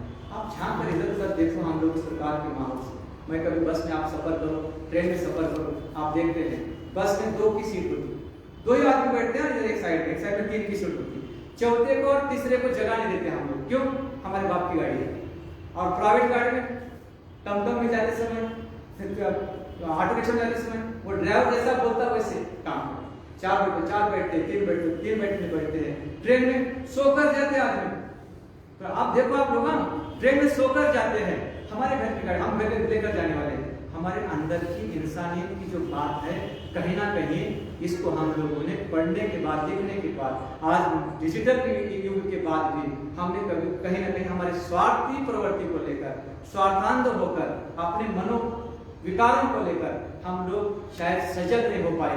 इसी आधार पर भारत में, कहीं पर भी दुनिया में इस प्रकार की दर्दनाक हादसे, दर्दनाक घटनाएं होती है, शोषण होता है, जानबूझकर किया जाता। अब क्यों किए करते हैं? उनको उस प्रकार की व्यवस्था से जुड़े होते हैं। मैं ओबामा की बायोग्राफी एक जगह पर एक डायलॉग पढ़ा उनका, ओबामा आपको अमेरिका के राष्ट्राध्यक्ष थे, उनको पढ़ा एक जगह पर, उन्होंने कहा मैं जब महाविद्यालय में पढ़ता था तो एक कॉलोनी में रहता, और कॉलोनी में रहते समय एक सीनियर सिटीजन मेरे सामने रहते थे, एक वृद्ध आदमी 70-75 साल, और 3रे मंजिल पर होते थे, और मैं खिड़की से बैठकर पढ़ाई करता था।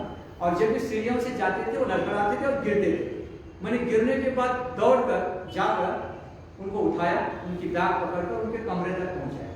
और मैं जब भी घर में रहता और जब वो आते योगायोग से कभी मिलते, तो मैं तुरंत उनके रास्ता पार करके उनके पास जाता और उनको किनारे घर तक छोड़ा। 1 बार हुआ, 2 बार हुआ, 10 बार छोड़ा मैंने, ऐसा कहते हुआ मैंने कितने बार छोड़ा? 10 बार। एक बार में उस वृद्ध आदमी ने, सीनियर सिटीजन ने थैंक यू नहीं कहा। मैंने उनको पूछा, ऐसा ओबामा कहते हैं, मैंने उनको पूछा कि मैंने आपको 10 बार, 2-3 बार तो आप गिरे, मैं आपकी बैग पकड़ा, आपके कमरे तक आकर छोड़ा, लेकिन आपने मुझे एक बार भी थैंक यू नहीं कहा। वो कहता है क्यों? क्या कहता है? तुम्हारा काम ही मेरी सेवा है, कि वो गोरा था, ये काले। हमारे मन में और मस्तिष्क में धर्म की इतनी जड़ें मजबूत है, किसी भी प्रांत में हो, किसी भी देश में हो, हम उससे ऊपर उठने को तैयार ही नहीं। यहाँ पर भी कट्टरता का व्यवहार करने वाले अपने पास भी बहुत से लोग हैं। कारण क्या है? हम लोगों को पता ही नहीं चलता कि हम किस आधार पर इस व्यवस्था का शिकार हुए। ओबामा को ये बात झटके में लगती है कि मैंने इसको 10 बार छोड़ने के बाद भी उसके मन में थैंक यू शब्द का क्यों नहीं आया?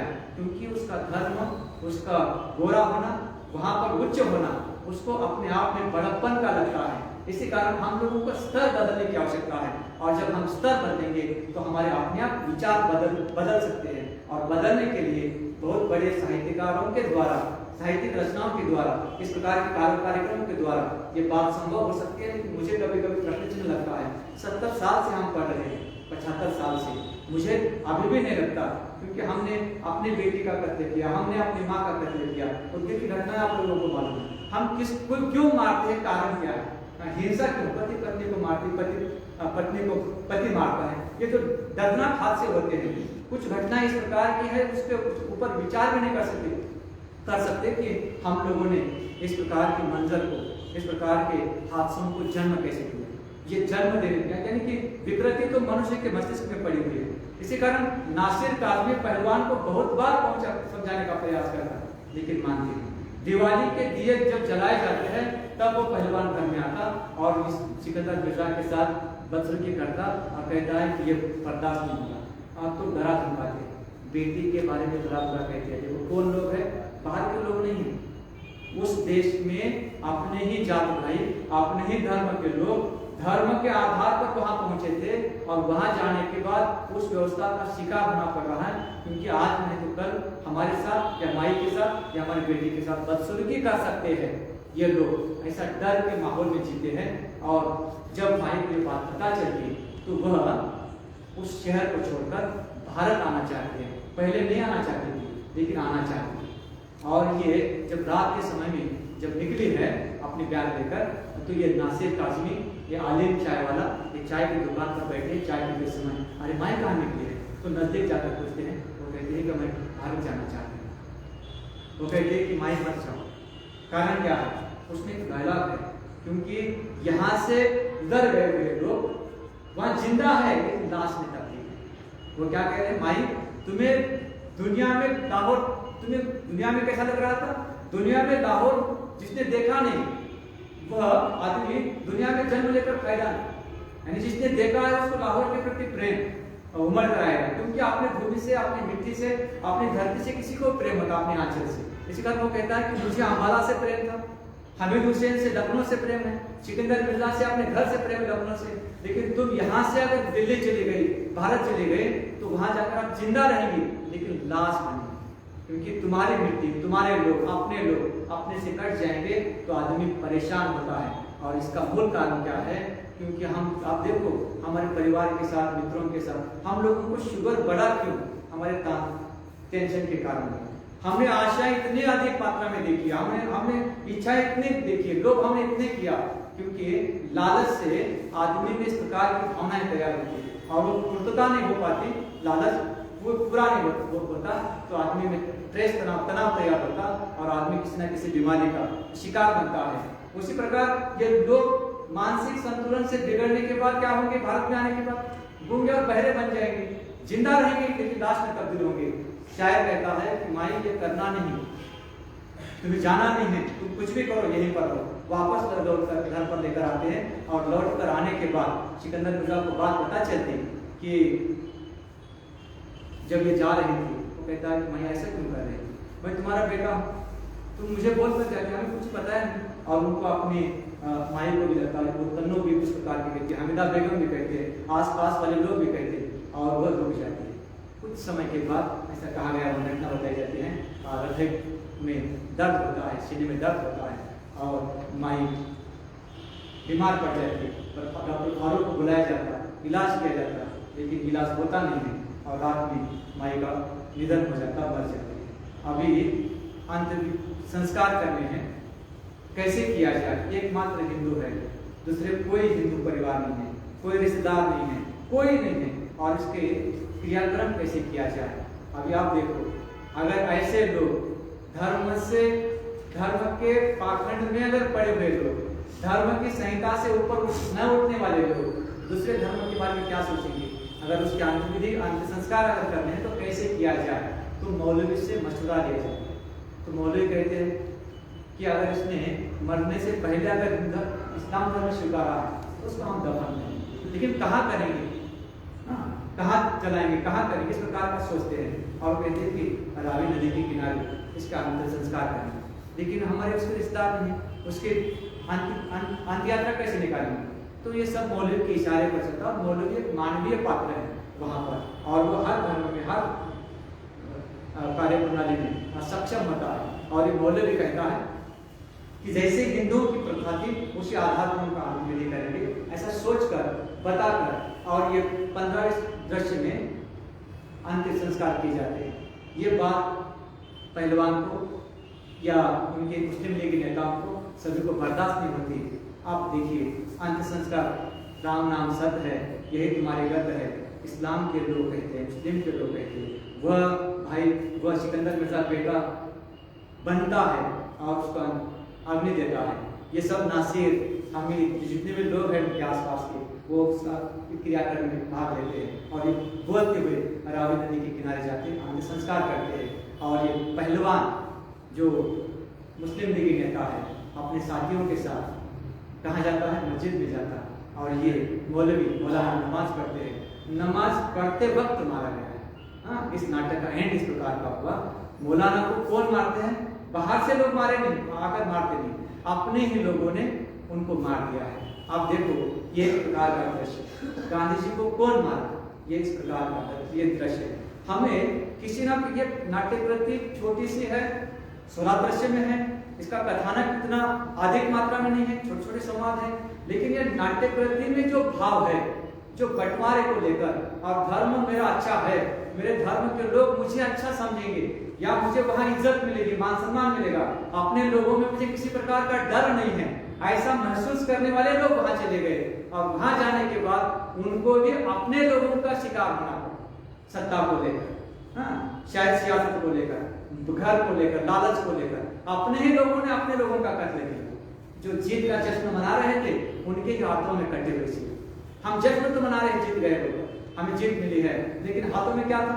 महाभारत की घटना जब आप लोगों को पता चलेगा, हम अपने ही लोगों को मार सकते हैं, मतलब मार दिए हैं। इसी कारण आखिर का एक पंक्ति आपके सामने रखता हूँ, जो सुंदर गजल है, और ये गजल इस प्रकार की है कि एक शायर कहता है कि मेरा प्यारा हिंदुस्तान, ना बांग्लादेश ना पाकिस्तान, ये पूरा पूरा हिंदुस्तान, मेरा प्यारा हिंदुस्तान, मेरा बचपन का हिंदुस्तान, ना बांग्लादेश ना पाकिस्तान, मेरा प्यारा हिंदुस्तान, मेरी आशा मेरे अरमान, मेरी आशा मेरे अरमान, वो मेरा पूरा पूरा हिंदुस्तान, वो मेरा बचपन, वो स्कूल, वो कच्ची सड़कें उड़ती धूल, वो मेरा बचपन, वो स्कूल, वो कच्ची सड़कें उड़ती धूल, लहराते बागों और महकते फूल, वो मेरा खेत और खलियां, मेरा प्यारा हिंदुस्तान, वो उर्दू गजले हिंदी गीत, वो उर्दू गजले हिंदी गीत, कहीं वो प्यार कहीं वो प्रेम, पहाड़ी झरनों की संगीत, वो देहाती लहरें पूर्वी तान, मेरा प्यारा हिंदुस्तान।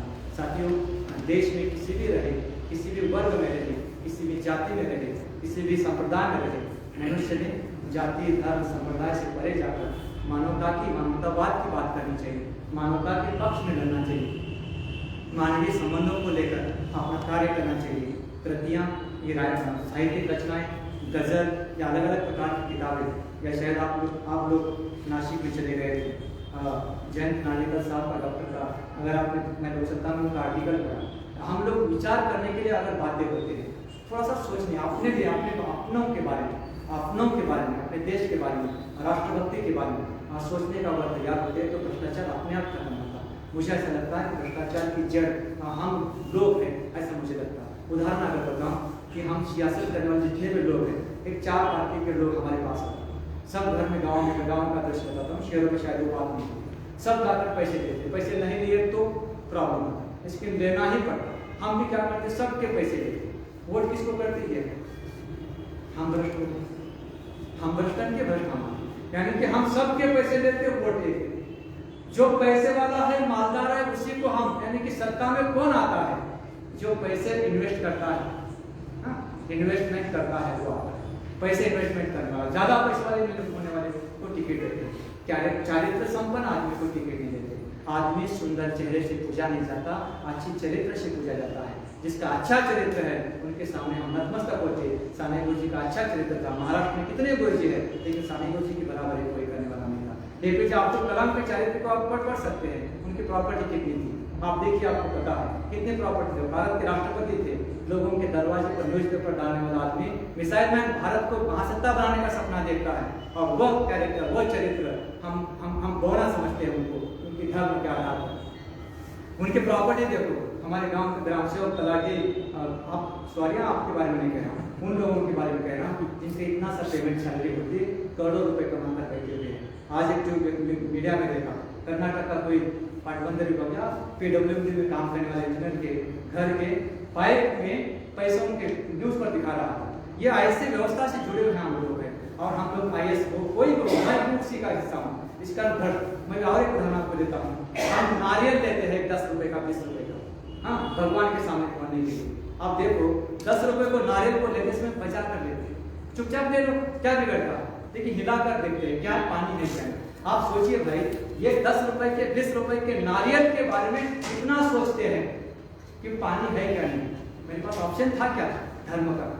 मेरे पास ऑप्शन था धर्म का, मेरे पास ऑप्शन था जाति का, मेरे पास कहाँ पैदा होना है, किस गांव में होना है, किस, मुझे कभी कभी लगता मैं अच्छे राष्ट्र में पैदा, अपने हाथ में था क्या, लेकिन हमारे पास है। जैसे नारियल के बारे में टटोलते हैं, देखते हैं, विचार करते हैं। मुझे भी ऐसा लगता है कि हमें भी किसी कार्य प्रणाली को लेकर, व्यवहार को लेकर, आचरण को लेकर कोई अगर करेक्ट है, सही है, उसके फेवर में हमें काम करने की आवश्यकता है। किसी भी वर्ग का हो, किसी भी इंसानियत के लिए जो मरता है, इंसानियत के लिए जो काम करता है, ये जो लोग कोई भी हो रहे हैं तो उसके बारे में सोचना चाहिए। हम ऐसा करते नहीं हैं। हम ढोंगी और पाखंडी लोगों के पीछे दौड़ते हैं, उनको सपोर्ट करते हैं, ईमानदार आदमी को घर से बाहर कर देते हैं। और आज के देश में इसी प्रकार की व्यवस्था हमारे देश में पनप रही है। ये भी हमें सोचने की जरूरत है। हम बच्चों को संस्कारित क्यों करना चाहते हैं? क्योंकि वो भविष्य में जाकर अपने माँ बाप का खर्च न करें। एजुकेशन पर इतना खर्च क्यों किया जाता है? क्योंकि वह कभी गलत हिंसक प्रवृत्ति से जुड़ ना जाए, इसी का मानवीय संबंध उसमें तैयार हो। ये भावनाओं को लेकर हमारा साहित्य, हमारी ये कार्य प्रणाली और एक बहुत बड़ा ये मंच है, क्योंकि इस मंच पर अभी हम लोग ये बहुत बड़ा काम है। मैं 5 साढ़े 5 बजे आकर आया और देखा कदम सर का खुद झाड़ू लगा रहे हैं, खुद पूरा का खुद काम कर रहे हैं, कोई बाहर का नहीं है। ये बताना नहीं चाहिए, करने की आवश्यकता है। मैं बता रहा हूँ और करता कुछ भी नहीं। मैं भाषणबाजी कर रहा हूँ, आचरण में कुछ भी नहीं। लोका संगे ब्रह्मज्ञान आपन कोड़ा भाषण, ऐसी प्रवृत्ति। हम दांत घिसते हैं बिजली के किनारे बाजू में, घर में नहीं थूकते, कचरा झाड़ू लगाते हैं, किनारे में लगाते हैं। भारत स्वच्छ अभियान कहाँ से हो? गांधी जी के चश्मे पर एक तरफ स्वच्छ लिखा है, एक तरफ भारत लिखा है। जिधर स्वच्छ है उधर भारत नहीं है, और जिधर भारत है उधर स्वच्छ नहीं है।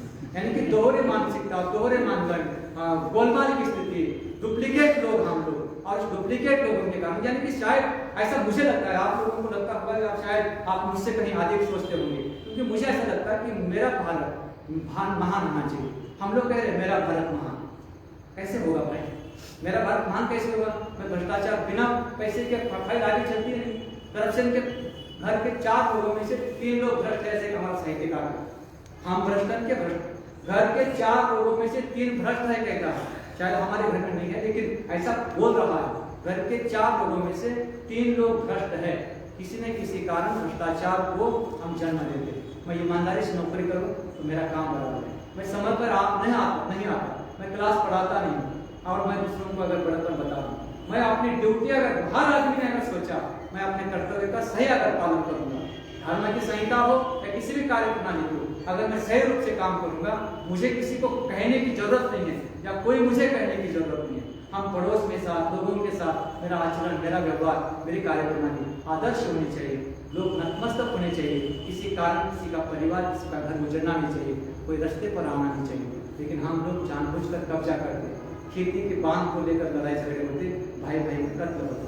तो आप लोगों ने पेपर में देखा, 2-4 दिन हर दिन घटना है। छोटा सा लालच देखेंगे, बोलते 2 एकड़ गया तो गया, उसको दिखाएंगे, और वो पुलिस कर्मचारी, वो वकील और जज उसके चक्कर लगाकर अपनी पूरी जिंदगी दांव पर लगा देते। ये सोचने की जरूरत है भाई, जिंदगी केवल हम लोगों को साधन में मिली।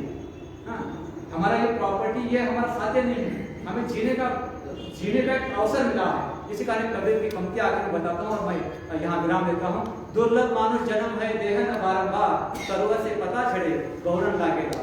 मनुष्य का जन्म दुर्लभ मिला है, दोबारा नहीं मिलता। दुर्लभ जन्म है, 84,000 जीवों के बाद ये दोबारा मिलता है।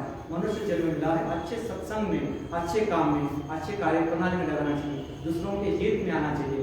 मेरा जीवन किसी के लिए आया तो मैं समझूंगा ये सार्थक हुआ। मैं तो भेड़ बकरियों की तरह, सब लोग जानवरों की तरह मैं भी अगर जीवन जीकर निकल गया, किसी के हित में मेरा काम होना चाहिए। यही मेरा संदेश है। आप लोगों ने मुझे सुना, ये नाट्यकर के आप लोग देखिए, यूट्यूब पर है, आप पढ़ सकते हैं। मुझे आप लोगों ने यहाँ पर बोलने का अवसर दिया, अनंत कदम सर, उनकी संयोजन समिति, सभी का मैं हार्दिक आभार व्यक्त करता हूँ। मेरे महाविद्यालय के प्राध्यापक और आप सभी बुद्धिजीवी यहाँ पर उपस्थित रहे, मेरे विचारों को आपने सुना। शायद ये विचार शायद मेरे हैं, मुझे ऐसा लगता है, इस आधार पर मैंने आपके सामने रखने का प्रयास किया। आपको क्या लगता है ये आप पर निर्भर है, क्योंकि मेरी सोच इस प्रकार की थी, इस आधार पर मैंने आपके सामने बात रखी। मुझे लगता है बार बार कि मेरे कारण मेरे पड़ोस को लोगों को तकलीफ नहीं होनी चाहिए, मेरे कारण किसी माँ बहनों को तकलीफ नहीं होनी चाहिए, मेरे आचरण से कोई दांव पर लगना नहीं चाहिए, कोई उंगली नहीं उठाना चाहिए, ऐसा मुझे लगता। और उस व्यवहार को लेकर मैं कार्य करता हूँ। आप लोगों ने मुझे सहा, मेरी बातों को सुना, आप सभी का हार्दिक आभार व्यक्त करता हूँ और मेरे विचारों को यहाँ पूर्णविराम देता हूँ। जय हिंद, जय भारत, धन्यवाद।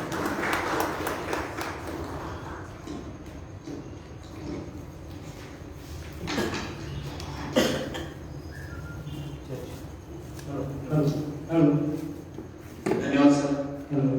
अत्यंत प्रभावीपणे आपण असगर वजाहत यांच्या व्यक्तीवर संवाद साधलेला आहे. आपले वाचक संवाद या चला कवितेच्या गणाच्या वतीने आपले आभार. यानंतर चर्चेसाठी वेळ आहे. जर कोणाच्या मनात काही प्रश्न निर्माण झाले असतील तर आपण चर्चा करू शकता. कारण वाचक संवाद आहे. वाचकांसाठी ही वेळ आहे. काही प्रश्न असतील. आजचे अध्यक्ष सोमवंशी सर आणि भागवत सरांना मी व्यासपीठावर आमंत्रित करतो.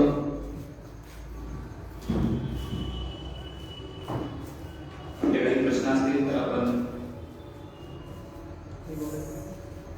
हेलो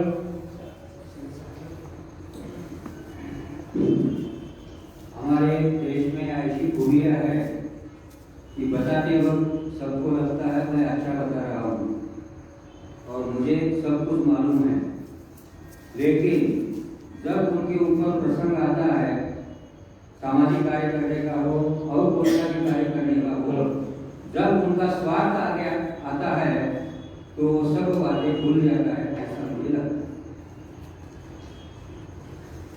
है। हाँ सही है सर, मैंने वही बात बताई।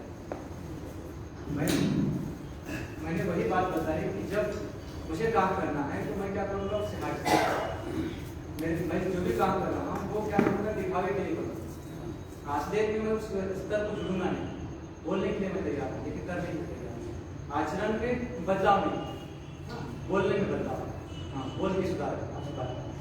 भारत में बहुत सी खूबियाँ हैं, नतमस्तक होने के लिए ऐसे बहुत से कुछ लोगों की बात करना जो मुट्ठीभर लोग हैं जिन्होंने अपनी मानवता पर, धर्म पर क्या कर रहे हैं कि एक बहुत बड़ा आघात कर रहे हैं धर्म पर। धर्म बहुत बड़ा है, धर्म में किसी प्रकार की खोट नहीं। मन चंगा तो कटौती में गंगा का है। हमारा मन पाप और साफ होना चाहिए धर्म के नाम पर। धर्म धर्म में किसी प्रकार का, इस्लाम धर्म भी वही कहता है कि उसमें कठोरता नहीं होनी चाहिए। माँ चरणों के नीचे, माँ चरणों के नीचे जन्नत ऐसा कहता है, उसमें भी भेदभाव की स्थिति नहीं। हिंदू धर्म की बात अगर करें, किसी धर्म की बात आप कहते हैं, लेकिन धर्म को चलाने वालों ने अपने हिसाब से मैंने लाना चाहिए। क्योंकि जेब में अगर मक्खी गिरे तो मक्खी पे फेंकते हैं, ये को नहीं। और चाय के प्याले, यानी कि हमने क्या किया, धर्म को अपने ढंग से चलाने का हम मनोवर्ती जाति किसी प्रकार की। आज आप देखिए भारत में कहीं पर जातीय धर्म की संहिता इतनी संकुचित मात्रा में चल रही है। आप तो सोशल मीडिया के लोग उसी प्रकार के कारण क्या है, क्योंकि उससे ऊपर उठने को हम लोगों को विकास होने की जरूरत है, लेकिन होते नहीं। क्यों?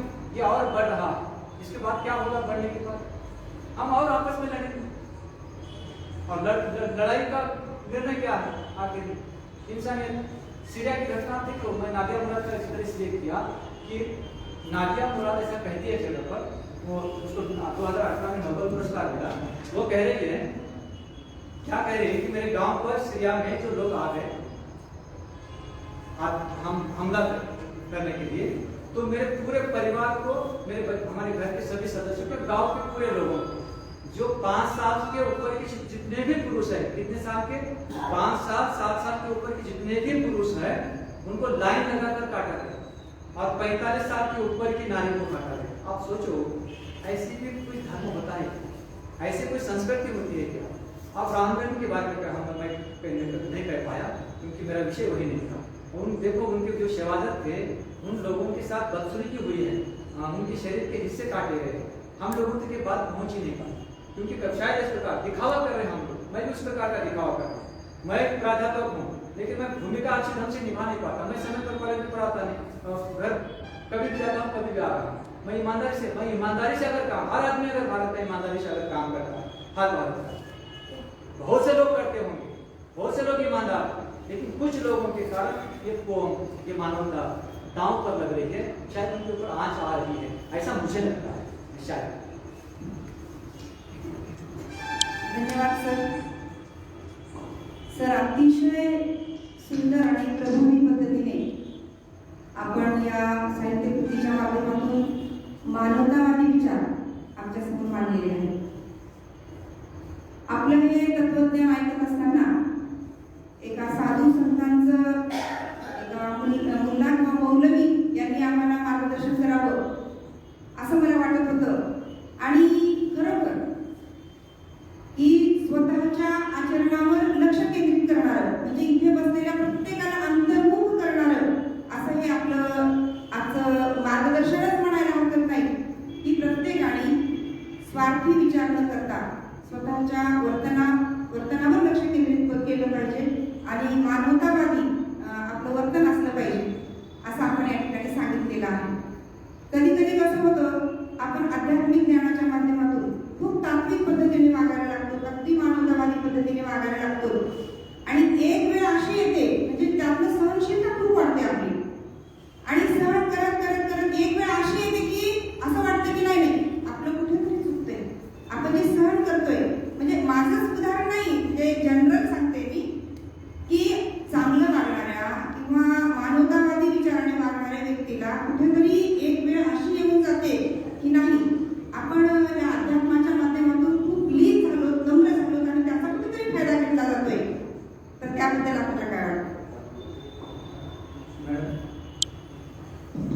जिनके पास अगर अच्छी सोच होती है, जो भी लोग होंगे समाज में आपके पास जो अच्छी सोच वाले लोग होंगे, जब सरकार का कार्य नहीं करेगा, मुझे ऐसा लगता है। अच्छी सोच वाले लोग, खराब प्रवृत्ति वाले लोग कदम कदम ये ऐसी कादम्बरी पड़ेगी, ये ऐसी कादम्बरी पड़ेगी। दृष्टिकोण है, ये ऐसी का दृष्टिकोण आप लोगों ने सभी पढ़े आगे पाचक समाज है, आप लोगों ने पढ़े। उसने 4 ही भावनाओं को लेकर कादम्बरी लिखी गई, नाटक लिखा गया, उपन्यास लिखा गया। एक है काम भावना, ये ऐसी का प्रतीक है। ये ऐसे प्रवृत्ति वाले लोग कदम कदम कर रहे हैं, लेकिन कच नहीं मिलेगा, कच त्याग का प्रतीक है। हाँ, बनाने वाले लोग कम मिलेंगे, हजारों में एक होते हैं, ऐसा कहा जाता है।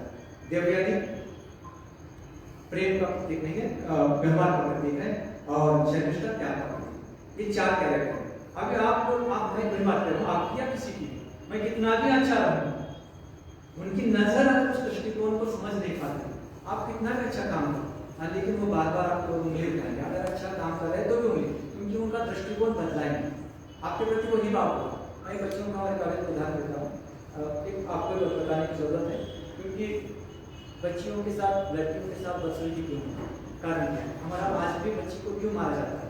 हमारा दृष्टिकोण बदला है। जब मैं और मेरी बहन साथ में चल रहे हैं, कोई दूसरा देखता है तो मुझे गुस्सा आता है, मेरी बहन को क्यों देख रहा है? और जब दूसरे की बहन और भाई जा रहे हैं तो मैं उसको देखता हूँ। कारण क्या है? मेरी मानसिकता। आप देखो मैं क्या बोल रहा हूँ, क्योंकि अपना है उसको क्या गुस्सा आता है, अपनों के साथ ऐसा होता है। और दूसरों के प्रति, आज मैं एक बात बीच में छोड़ दिया, आज आदमी भी मरता, कोई हिंदू मरता है, कोई मुसलमान।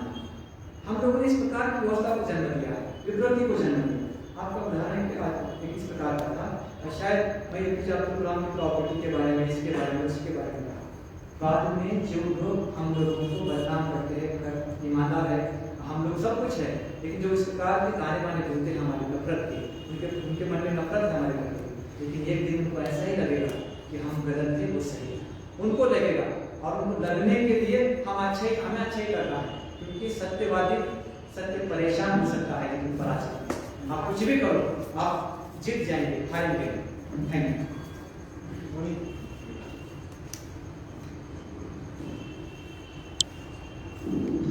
आजचं व्याख्यान खरंच खूप रसप्रशी झालेलं आहे आणि व्हॉट्सअपवर एखादा व्हिडिओ दुसरा आवडल्यानंतर की आपण जे मेसेज करतो तेवढाच मेसेज मी हँडल करणार आहे व्हॉट्सअपवर केल्यासारखं.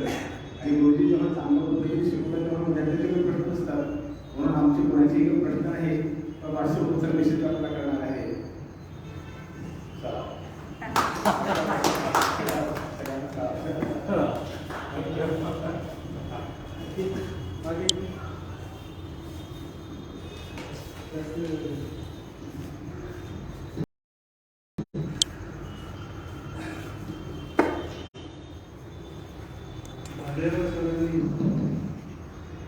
अतिशय उत्कृष्ट करेल त्यांची विचार त्यांची भूमिका नाटकाचा संदर्भ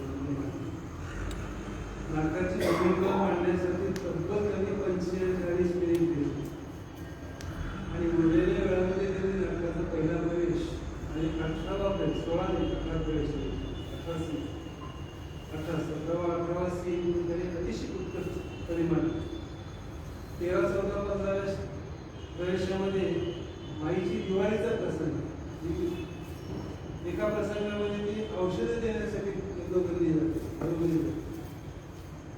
हे प्रसंग जे दाखवलेले आहे हे एक फिक्शन आहे, काल्पनिक कथा आहे, खरी नाही, सत्य कथा नाही. आणि गंमत अशी असते की आपण एखादी कथा वाचतो ऐकवतो तेव्हा त्याला सत्य मानून चालतो आणि असत्यावर आधारलेली ही सत्य कथा मानलेली याच्यावर आपण विश्लेषण करतो. हे एक नरेटिव्ह होतं. त्याच्यामध्ये आपण म्हणतो की आपल्या शेजाऱ्याला त्रास देऊ नये. कोण म्हणलं कोणत्या धर्मामध्ये की शेजाऱ्याला त्रास देऊ नये? परंतु शेजारी जर आपलं जीवन उद्ध्वस्त करण्याचा प्रयत्न करत असेल, शेजारी जर आपल्याला जगण्याला अशक्य करत असेल तर त्यावेळेस शेजाऱ्याबद्दल काय हे याचं उत्तर मिळतं. बाकीच्या संपूर्ण प्रवेशामध्ये आणि कार्यक्रमाच्या बोलण्यामध्ये त्यांनी जे जे प्रश्न उपस्थित केले त्या प्रश्नाची उत्तरं त्यांनीच कळत दिली. यामध्ये मुख्य 2च पात्र आहेत, बाकीचे सगळे 2 पात्र आहेत. त्यातलं मुख्य पात्र आहे माईचं आणि दुसरं पात्र पैलवानचं. 2 मतांची भिन्नता आहे. आणि मग काय होतं की एक सायकोलॉजिस्ट, एक अप्लाइड सायकोलॉजी नावाचा प्रकार असतो. कुठलाही कम्युनिस्ट माणूस किंवा कुठलाही अलीगडमधून जे प्रॉडक्ट निर्माण झालेलं आहे, अलीगड विद्यापीठातून, देवबंदमधून, बरेलीमधून जे प्रॉडक्ट निर्माण झालेलं आहे त्या अप्लाइड सायकोलॉजीचा अतिशय चपखल असा उपयोग करून घेतो. पहिल्या 2-3 प्रवेशामध्ये माईची अगतिकता दाखवली.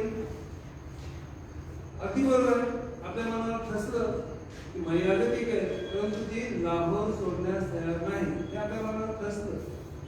परंतु नंतर याला प्रायव्हसी म्हणतात, अप्लाइड सायकोलॉजीमध्ये याला प्रायव्हसी म्हणतात. आणि नंतर जे शेवटचे जे प्रसंग आहे त्याच्यामध्ये ते लेटसी म्हणतात. लेटसी म्हणजे काय की आपल्याला जे सांगायचंय आणि जे नरेटिव्ह तयार करायचं ते प्रायव्हसी मध्ये आणि लेटसी मध्ये असतं. त्या संपूर्ण प्रायव्हसीचा आणि लेटसी मध्ये सेल्फ बिल्डिंग हा एक प्रकार असतो अप्लाइड सायकोलॉजी मध्ये. सेल्फ बिल्डिंग म्हणजे काय, आपणच प्रश्न निर्माण करायचे आणि आपणच उत्तरं द्यायची, आपणच उत्तरं निर्माण द्यायची. मी थोडंसं विषयांतर करून बोलतो. जगामध्ये मार्क्सवाद आला, त्याला कारण भगवद्गीता आहे. मला आश्चर्य वाटतं. जगामध्ये मार्क्सवाद आला याला भगवद्गीता कारण आहे.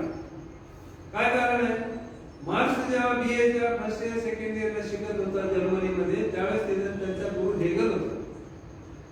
आणि त्याच वेळेस चार्ल्स विल्किन्सनने हेस्टिंगच्या सांगण्यावरून भगवद्गीतेचं इंग्रजीत भाषांतर केलं. आणि हे भाषांतर जर्मनीमध्ये गेल्यानंतर ते हेगलने वाचलं. हेगल हा अत्यंत आध्यात्मिक होता माणूस, अतिशय आध्यात्मिक होता, स्पिरिच्युअलिस्ट होता. त्यांनी मार्क्सला सांगितलं की तू भगवद्गीता वाच.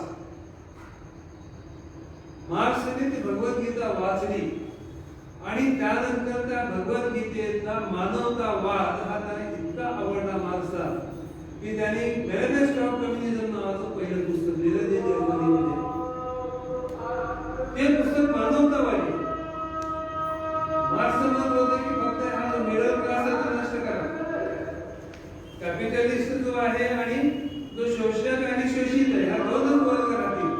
खरं तर मार्क्स म्हणजे क्लासलेस व्यवस्था निर्माण करायची होती, परंतु तो करू शकला नाही. कारण त्याचे मित्र प्योरीबाग नावाचा मित्र होता, त्याने हे सांगितले काय करायला त्याला उलट कर, इन्व्हर्ट कर, हे करायला इन्व्हर्ट कर. आणि त्याने ते इन्व्हर्ट करण्याचा प्रयत्न केला, परंतु ते पूर्ण झाले. त्याचा दुसरा मित्र होता एंजेल म्हणून. त्या एंजेलने मार्क्सवर पूर्ण केला. दास कॅपिटल हे मार्क्सच्या नावावर दोन एंजेलने लिहिलेलं पुस्तक आहे. हे संपूर्णपणे मानवतावादाच्या विरोधात होतं. त्याच्यामध्ये फक्त क्रिटिसिझम, कॅपिटलिस्ट हा कसा वाईट माणूस आहे, दुष्ट माणूस आहे तो, आणि प्रोडक्टिव्ह हा जो वर्ग आहे ज्याला लेबर म्हणतो आपण, तो किती शोषित आहे, या गोष्टीवर त्यांनी भर दिला. गंमत म्हणजे मार्क्स माझ्यामध्ये, दास कॅपिटल मध्ये किंवा कम्युनिस्ट मॅनिफेस्टो मध्ये कुठेही इकॉनॉमिकल थिअरी दिलेली नाही. इकॉनॉमिकल थिअरी दिलेली हे लेनिनने काढली पुढे, हे पुढे लेनिनने काढली आणि मार्क्स संपला. त्याच वेळेस मार्क्स हा ताबडतोब संपला. मार्क्स हा तेव्हा संपला. आज आपण ज्याला मार्क्सवाद म्हणतो तो मार्क्सवाद नाही, तो एंजेलवाद आहे आणि त्याचबरोबर तो लेनिनवाद. आणि याच्यामध्ये गंमत अशी की या करत असताना सुद्धा गंमत असते की डेमोक्रेसीचा मृत्यू हा डेमोक्रेसीतच असतो. तुम्ही जर बहुसंख्याचं मत जर मान्य केलं तर व्हाईटांचं जेव्हा बहुमत होतं तेव्हा डेमोक्रेसी नष्ट होते. त्यामुळे फार काही डेमोक्रेसी उत्कृष्ट आहे अशातला भाग नाही. कम्युनिझमही संपला. एखादं वराद्य पोर येतं आणि लोकांना डिस्टर्ब करण्यासाठी एखादा डबा वाजवतं आणि एका क्षणी ते डबा फोडतं आणि निघून जातो. तसं कम्युनिझमचं झालं. कम्युनिझम 71 देशामध्ये कम्युनिझम निर्माण झाला. आज कम्युनिझम कुठेच नाही. आज कुठेच कम्युनिझम नाही, संपला तो कम्युनिझम. तर आणि याच्यामध्ये कसं आहे की तुम्ही ते दाखवलं पहिल्या प्रसंगामध्ये आणि शेवटच्या प्रसंगामध्ये, दिवाळीचा प्रसंग वगैरे बाकीचे प्रसंग सोडून दिले की अन्न शिजवण्यासाठी लाकडं नसतात, ते आपल्या हातात लाकडं देतात, ते कोळशे देतील बाई, सर्व काही मदत करते ती बाई. ते भारतीय संस्कृती आणि समाजाचं प्रतिनिधित्व. त्याला काढण्यामागे त्याचा जो काही कॉर्डिनेटर आहे त्या ठिकाणचा अलॉट करतो प्लॉट, त्या ऑफिसमध्ये सांगतो की प्लॉट घे, नाहीतर तो आपल्या सिंधी माणसाला देईल. तिथे सुद्धा प्रादेशिक वाद आहे. त्या ठिकाणी देखील प्रादेशिक वाद आहे. आणि त्यांनी मारलं कुणाला? महिला नाही मारलं, मौलवीला मारलं. मौलवीला तुमच्यावर एक इम्पॅक्ट निर्माण करून दिला की सगळ्याचे सगळे वाईट नसतात, काही चांगले असतात. उडवरच लोक वाईट असतात. आपल्या देशामध्ये उडवरच लोक राहिलेले असतात आणि आपण त्यांनाच वाईट म्हणायला उडवर. आणि आपल्यामध्ये काय झालेलं आहे की अशा प्रकारची पुस्तकं आपण वाचल्यानंतर त्याचं अलिप्तपणे समीक्षण करायचं विसरून गेलो. आपण एक नरेटिव्ह निर्माण करतो. त्याला एक मानसशास्त्राचा आधार आहे, त्याला स्टॉकहोम सिंड्रोम. Stockholm syndrome. ज्याने आपल्यावर अत्याचार केलेले आहे, ज्याने आपल्याला लुटलेलं आहे, ज्याने आपली भूमी निवडून घेऊन गेलेली आहे, त्याच्याबद्दल अतिशय प्रेम वाटतं. तर तुम्ही रामायण आणि महाभारताची उदाहरण दिली, फार चांगली. पण एका पुराणाची, हदीसची, सीरतची याची सुद्धा उदाहरण द्या, बायबलची उदाहरण द्या, ओल्ड टेस्टमेंटची उदाहरण द्या आणि ती वाचा तुम्ही. तिथं सांगेल. आणि विशेष म्हणजे आज सर्वात चांगला महत्वाचा दिवस आहे, बाबासाहेबांचा परिनिर्वाण दिन आहे. तर बाबासाहेबांनी साहित्य काय लिहिलं, शुद्ध कोण होते लिहिलं, वाचले का? नाही वाचलं. पाकिस्तान बद्दलची भूमिका त्यांनी लिहिलेली आहे, ती वाचली का? आपण नाही. जोगेंद्रनाथ मंडलच्या सहकार्याने पाठिंब्याने ते देशभरातून निवडून आले. परंतु जोगेंद्र मंडल हे कोण होते? मुस्लिम लीगचे नेते. बाबासाहेब मुस्लिम लीगमध्ये गेलेले, मधुर प्रदेशात लढले. त्याने अनेकदा सांगितलं की ह्या गोष्टी आपण टाळूया, आपले अंतर्गत प्रश्न आपण नंतर सोडू. मालदीमध्ये जेवढे काही दलित समाज इकडे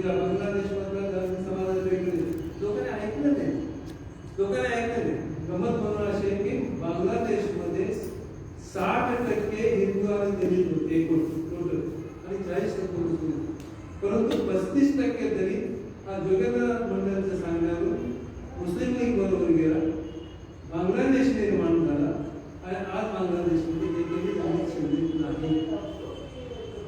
लाहोर म्हणजे आर्य समाजाच्या चळवळीचं सूर्यवंशी सर तुम्हाला सांगतो, आर्य समाजाच्या चळवळीचं आहे. परंतु आर्य समाज तिथे प्रभावी का झाला नाही, त्या ठिकाणी का फॅनेटिझम का बायोग्राफी निर्माण झाली आणि ही फाळणी क्लिफ्टनं तयार केलेली, क्लिफ्टनं नाही तयार केली. 14 ऑगस्ट 1947 सकाळी 11 वाजता काँग्रेस कमिटीने हे विभाजन मान्य केलं. त्या दिवशी सकाळी गांधीजी अतिशय तत्परतेने त्या सभेला चालले होते. काही गरज नव्हती त्यांची, ते काँग्रेसचे नव्हते, काँग्रेसचे सदस्य नव्हते. त्यांच्या मुलाने त्याला विचारलं की गांधीजी बापू तुम्ही का झालं तसं, तुमचा का संबंध? ते म्हणाले की नेहरूंचा आम्ही निंदा आहे. महाभारतामध्ये जसं सांगितलं भीष्माचार्याने द्रोणाने की मी अर्धदास आहे कौरवांचा, म्हणून द्रौपदीला न्याय मिळाला. अर्धदास जे आहेत पैशाने विकले गेलेले, आजच्या संदर्भामध्ये म्हटलं तर पैशाने विकले गेलेले आणि आज आपण विकले गेले. सेक्युलर हा शब्द घटनेमध्ये बाबासाहेबांनी आणलेला नाही, सोशलिस्ट हा शब्द बाबासाहेबांनी आणलेला नाही, हा नंतर आणलेला. सेक्युलर म्हणजे अधर्म, पंथ निरपेक्ष. आतापर्यंत आपण त्याला धर्मनिरपेक्ष म्हणतो, आता पंथ निरपेक्ष म्हणायला लागलो, आता नरेशन बदललं. आणि सोशलिझम म्हणजे भ्रष्टाचार, सोशलिझम म्हणजे भ्रष्टाचार. का? त्यावेळेस रशिया आणि चीन यांच्याकडून पैसा इतर कम्युनिस्टांना मिळत होता आणि हे देश त्याचा प्रयत्न करत होते. नेहरूंनी त्याच्याकडे साफ दुर्लक्ष केलं. 62च्या युद्धामध्ये जवळजवळ 1/4 भारत गेला असता, परंतु लालबहादूर शास्त्री त्यावेळेस होम मिनिस्टर होते, त्यांनी हा देश वाचवला. गांधीजींनी सही केली नसती 14 तारखेला विभाजनाच्या पातळीवर, तर हा देश विभाजित झाला नसता. तुम्ही म्हटलं ना तन्वी किंवा तन्नो ही मुलगी आहे 12 वर्षाची, तिने हा प्रश्न विचारलेला आहे. त्या प्रश्नाचं उत्तर हेच आहे की आम्ही स्वार्थासाठी, आम्हाला घाई झालेली होती सत्तेवर बसण्यासाठी, म्हणून आम्ही देशाचं विभाजन केलं. तुम्ही सांगता की सहजीवन, त्या तन्मचाच प्रश्न आहे की सहजीवन आवश्यक नसतं का? आम्ही हिंदू आणि मुसलमान लग्नामध्ये एकत्र राहतो, तिथं करावं शकत नाही. काय प्रश्नाचं उत्तर आहे तिचं? त्या प्रश्नाचं उत्तर आहे की पहलवान. मला वाटतं तुम्ही जास्त वेळ घेत नाही. धन्यवाद. कारण प्रतिक्रिया फार जास्त असू नये, भाषणापेक्षा जास्त असू नये.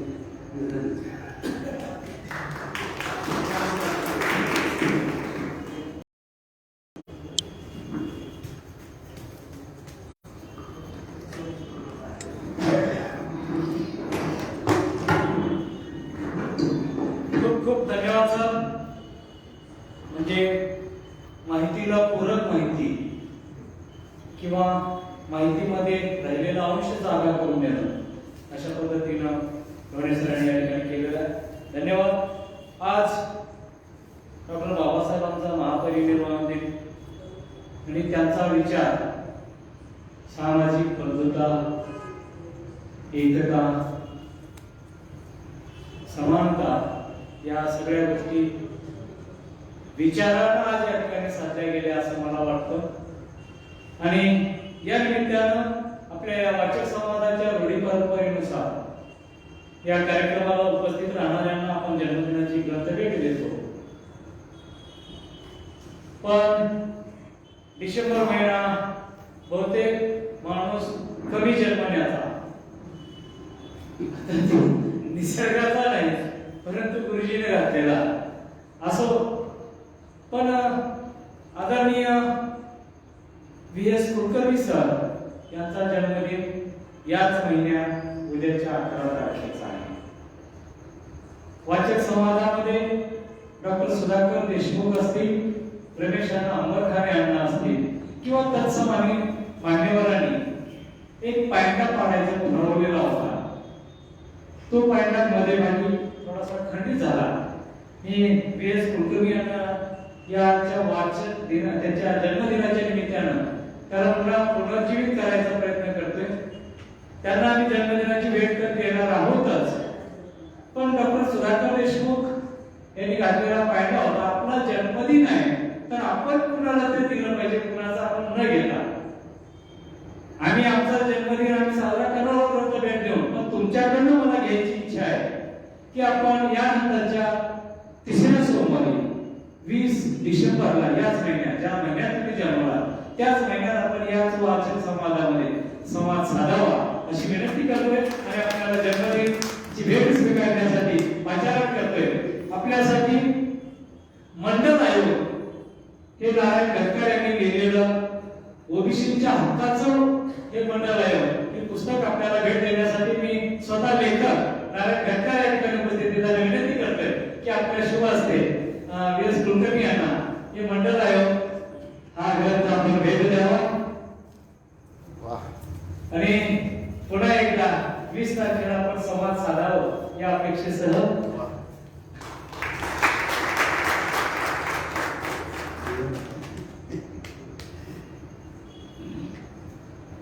मग जाहीर करायला हरकत नाही. 20 तारखेला हत्तीबेट महात्म्यावर आपल्या हत्तीबेट महात्म्य म्हणून एक ग्रंथ प्रकाशित झालेला आहे. त्या ग्रंथाच्या लेखिका आहेत सुनंदा सरकार. बऱ्याच दिवसापासून सरचं म्हणणं आहे की बाबा त्या हत्तीबेटाविषयी आम्हाला तुम्ही हे करा, तर मी 100% 20 तारखेला या हत्तीबेटाविषयी सांगतो. डॉक्टर देशमुख साहेबांनी घातलेला पायंडा पुनर्जीवित झालेला आहे, त्यांनी हा शब्द मानलेला आहे. धन्यवाद सर. याचबरोबर या कार्यक्रमामध्ये उपस्थित सहभागी सर्वांचं पुन्हा एकदा मनोमन धन्यवाद मानतो. आणि आज या कार्यक्रमाला उपस्थित राहून ज्यांनी अमूल्य असं आम्हाला मार्गदर्शन केलं, संवाद साधलेला आहे, आणि तोही देशात राहून परदेशस्थ व्यक्तींचं, खरं पाहिलं तरी परदेश नाही, पाकिस्तानी आपलाच भाग आहे, पण आज तो परदेश आपल्याला वाटतोय. अशा या विषयावर आणि डोने सरांनी मांडलेला विषय त्यांच्याशी अत्यंत प्रामाणिक राहून या ठिकाणी आपण संवाद साधल्याबद्दल आपला सन्मान या ठिकाणी केला जाणार आहे. मी आदरणीय पठ्यवृत्तींना विनंती करतोय की प्राध्यापक डॉक्टर भालेराव सरांचं the beginning of thought in the history of mankind हे ग्रंथ आणि सन्मान चिन्ह देऊन साहेबांचा सत्कार करावा.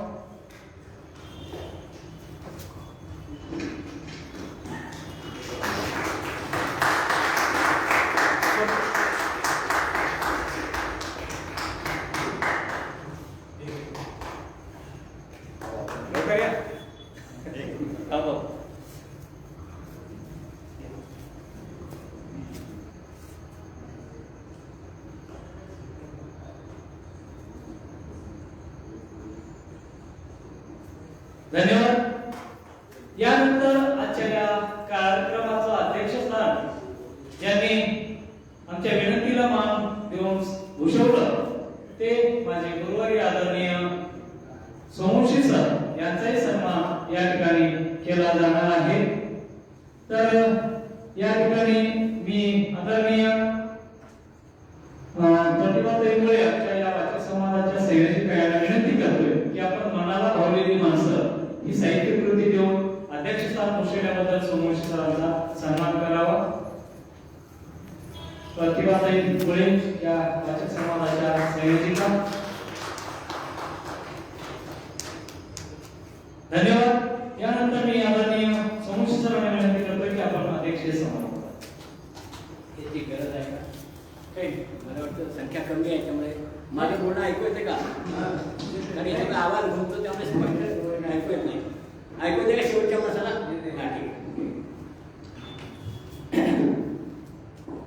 आजच्या कार्यक्रमाचे प्रमुख पाहुणे डॉक्टर माजी मित्र श्री विश्वनाथरावजी भालेराव, माझे आता ते मला गुरु म्हणत आहे, माझे विद्यार्थी मित्र किंवा विशेषतः ही जी चळवळ चालू केली आहे ज्या चळवळीमध्ये ही चळवळीमध्ये ज्यांचा सर्वात मोठा वाटा आहे आनंद कदमचा. तर या प्रसंगी खरं सांगायचं म्हणजे उदगीर हे सांस्कृतिक चळवळीचं एक मोठं केंद्र आहे पूर्वीपासून चालत आलं.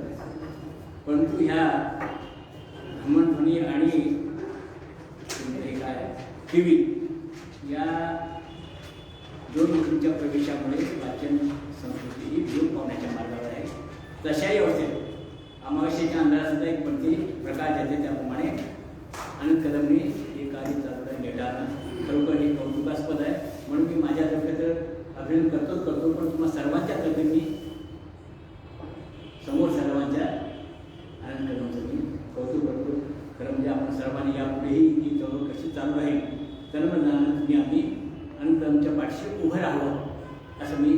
आवाहन करतो. आजचा हा जो दिवस आहे मुलाचा दिवस आहे, पण मला जाता जाता एक गोष्ट आठवली. मागच्या वेळेस माझे मित्र पुण्याहून आले होते, उत्तमराव गांधी, मी त्यांचं सुंदर व्याख्यान झालं. डॉक्टर बाबासाहेब आंबेडकरांनी आर्य समाज हा विषय होता आणि त्यामध्ये प्रामुख्याने विषय हा मांडला की डॉक्टर बाबासाहेब आंबेडकरांना वास्तविकता डॉक्टर बाबासाहेब आंबेडकरांची परिस्थिती तशी नसताना सुद्धा इंग्लंडपर्यंत जाऊन शिक्षण घेण्यासाठी ज्या आर्य समाजाच्या महान कार्यकर्त्यांनी अमृतसरी आत्माराम अमृतसरी सयाजीराव गायकवाडशी जोडलं आणि त्यातून त्यांचं शिक्षण झालं. शाहू महाराजांनी त्यांना दरमहा अशा प्रकारे आर्थिक मदत केल्यामध्ये करू शकले आणि त्यांनी आपल्या देशासाठी जी घटना दिली ती घटना तयार करण्यामध्ये त्यांचा मोलाचा वाटा आहे. घटना समिती होती, घटना समितीत अनेक विद्वान लोक होते, तरी परंतु जास्त मोलाचा वाटा यांचा होता. ते जरी राष्ट्रपती असले राजेंद्र प्रसाद, परंतु घटना समितीची मसुदा समिती प्रमुख असल्यामुळे घटनेमध्ये कोणकोणत्या गोष्टी असतात किंवा आपण प्रामुख्याने लक्ष देऊन अतिशय सुंदर अशा प्रकारची घटना जगात आदर्श अशा प्रकारची घटना त्यांनी आपल्याला दिली. तर तो विषय त्या दिवशीचा आज जर ठरला असेल तर समयोचित झाला असं मला प्रामाणिकपणे वाटतो. असो, पण कार्यक्रम चालवायला चांगली गोष्ट आहे. आता वेळ खूप झाला आहे. आता मी जास्त वेळ बोलावं म्हटलं तर तुमची सतत परीक्षा घेण्यास परंतु प्रसंग मोलाचा आहे आणि मला 2-4 मुद्दे देऊन फक्त आपल्याला सजग करायचं आहे. बंधूंनो, देशाची फाळणी झाली. ही फाळणी होण्यामध्ये जे मूळ बीज पेरलं गेले ते ब्रिटिश शासनाने. मेघालयाचं आपल्याला सर्वांना माहिती आहे, ती शिक्षण पद्धती बदलली. त्याच्यावर जाता जाता अजून एका विषयावर थोडंसं मी आपल्या समोर विषयावर प्रकाश टाकतो. त्यांनी एक पाहिलं की भारत हा कृषीप्रधान देश आहे. जवळ 85 ते 90% लोक कृषी क्षेत्रामध्ये आहेत. जमीन अतिशय सुपीक आहे. मग याला कसं हे म्हणजे मागे पडायचं आणि पिळवून कशी करायची हे ते धोरण आखलं. याचा मुख्य आधार होता गाय. गायीमुळे गुळ तयार होते आणि ती त्यावेळेस यंत्र येऊन होतं. त्यामुळे बैलाच्या माध्यमातून हे कसं जायचं म्हणून त्याला फाटाफाटाने शेती मागे पाडण्यासाठी 1820 साली कलकत्ता या ठिकाणी कत्तलखाना सुरू केला आणि त्या कत्तलखान्यामध्ये शेवटच्या शब्दाच्या गायी व्यापार सुरू झाल्यानंतर आता त्याचा परिणाम सविस्तर वेळ त्याच्यात जात नाही. आता सर्वांना माहिती आहे गायचं दूध हे आईच्या दुधाच्या बरोबर अतिशय उत्कृष्ट स्थान केलं. दुर्भाग्य तुमचं आमचं आज गाय पाहायला मिळत नाही. पहा, आपल्या देशाची ही जी सर्वश्रेष्ठ गाय आहे, या गायीच्या दुधाचं संशोधन करण्यासाठी मला वाटतं हजारो गायी जपान घेऊन त्याचं संशोधन सुरू केलं आहे. आज तुम्हाला सर्वांना माहिती आहे गायीचं दूध आपल्याला मिळत नाही. नंतर दुधाची वाढ करण्यासाठी व्यापार करण्यासाठी लोकांनी जर्सी गायीचा प्रयोग सुरू केला आणि जर्सी गायी आल्या.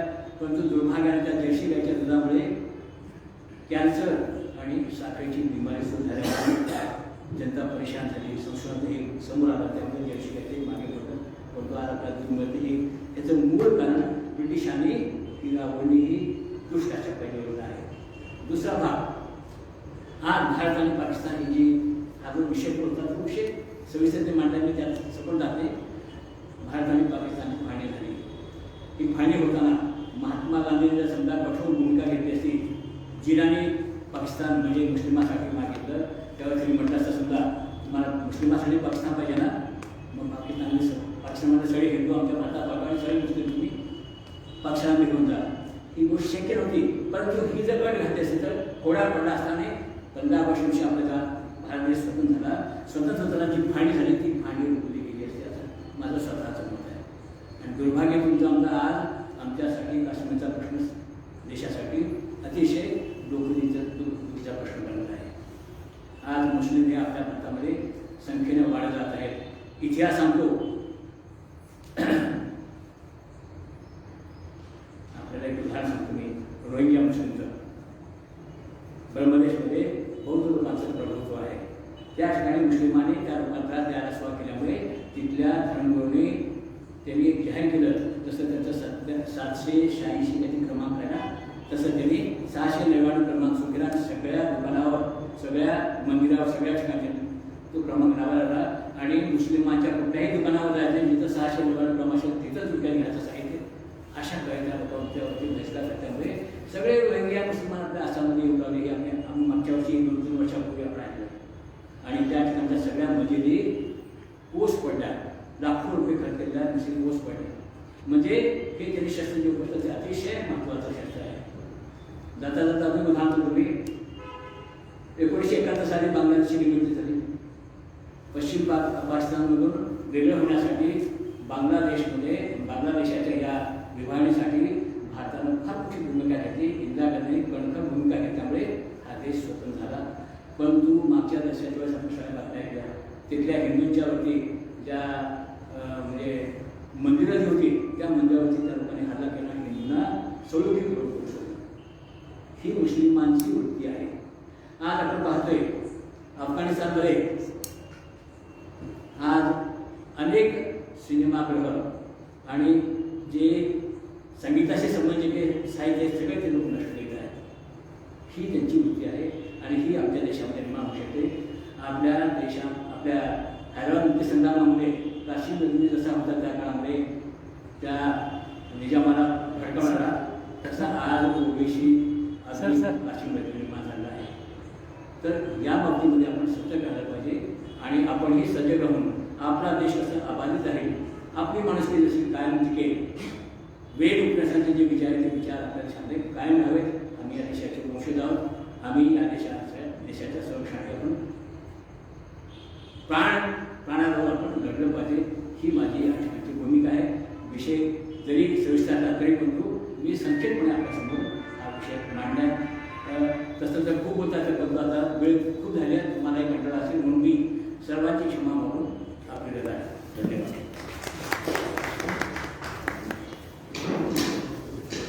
धन्यवाद सर. यानंतर आजच्या या कार्यक्रमाचं आभार मानण्याची विनंती मी आदरणीय चिखले सरांना करतोय. सॉरी निटोरे सरांना. चला कवितेच्या बनात एक साहित्यिक, सामाजिक व शैक्षणिक चळवळ याच्या 254व्या वाचक संवादाच्या कार्यक्रमाच्या निमित्तानं आणि या चळवळीचे संयोजन मंडळाच्या वतीनं मी आपल्या सर्वांचे आभार मानण्यासाठी या ठिकाणी उपस्थित आहे. तरी संयोजकाच्या वतीने या कार्यक्रमासाठी आवर्जून उपस्थित असलेले या कार्यक्रमाचे अध्यक्ष सोमवंशी सर यांचे मी आभार मानतो. त्यांनी वेळात वेळ काढून या ठिकाणी कार्यक्रमाचं अध्यक्षस्थान भूषवलं आणि कार्यक्रमाचं त्यांनी त्या ठिकाणी अध्यक्षीय समारोप केला. या कार्यक्रमासाठी प्रमुख त्या ठिकाणी वक्ते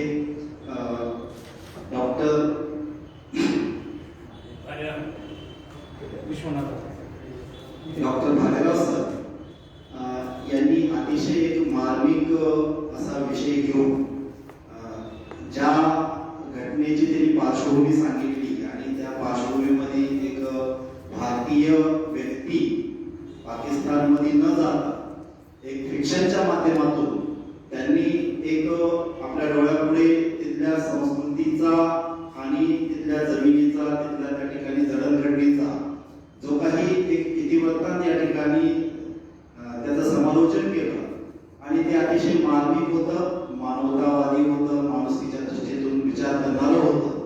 पण या सगळ्या त्यांच्या विवेचनाबद्दल मी त्यांचे खूप खूप या ठिकाणी आभार मानतो. सर्वात प्रामुख्यानं वाचक संवादाला मी तितकासा उपस्थित राहत नाही, पण वाचक संवादामध्ये श्रोता कसा असावा याची आयुष्यामध्ये पहिल्यांदा या ठिकाणी धोने सरांच्या माध्यमातून या ठिकाणी झलक भेटली. खरोखरच मी खूप कृतज्ञ झालो की माणसाचं वाचन आणि विवेचन आणि आपलं मन हे किती प्रभावीपणे किंवा किती त्या ठिकाणी व्यवस्थितपणे मांडले. तर मी त्यांचे वैयक्तिक माझ्या वतीने मी मनातून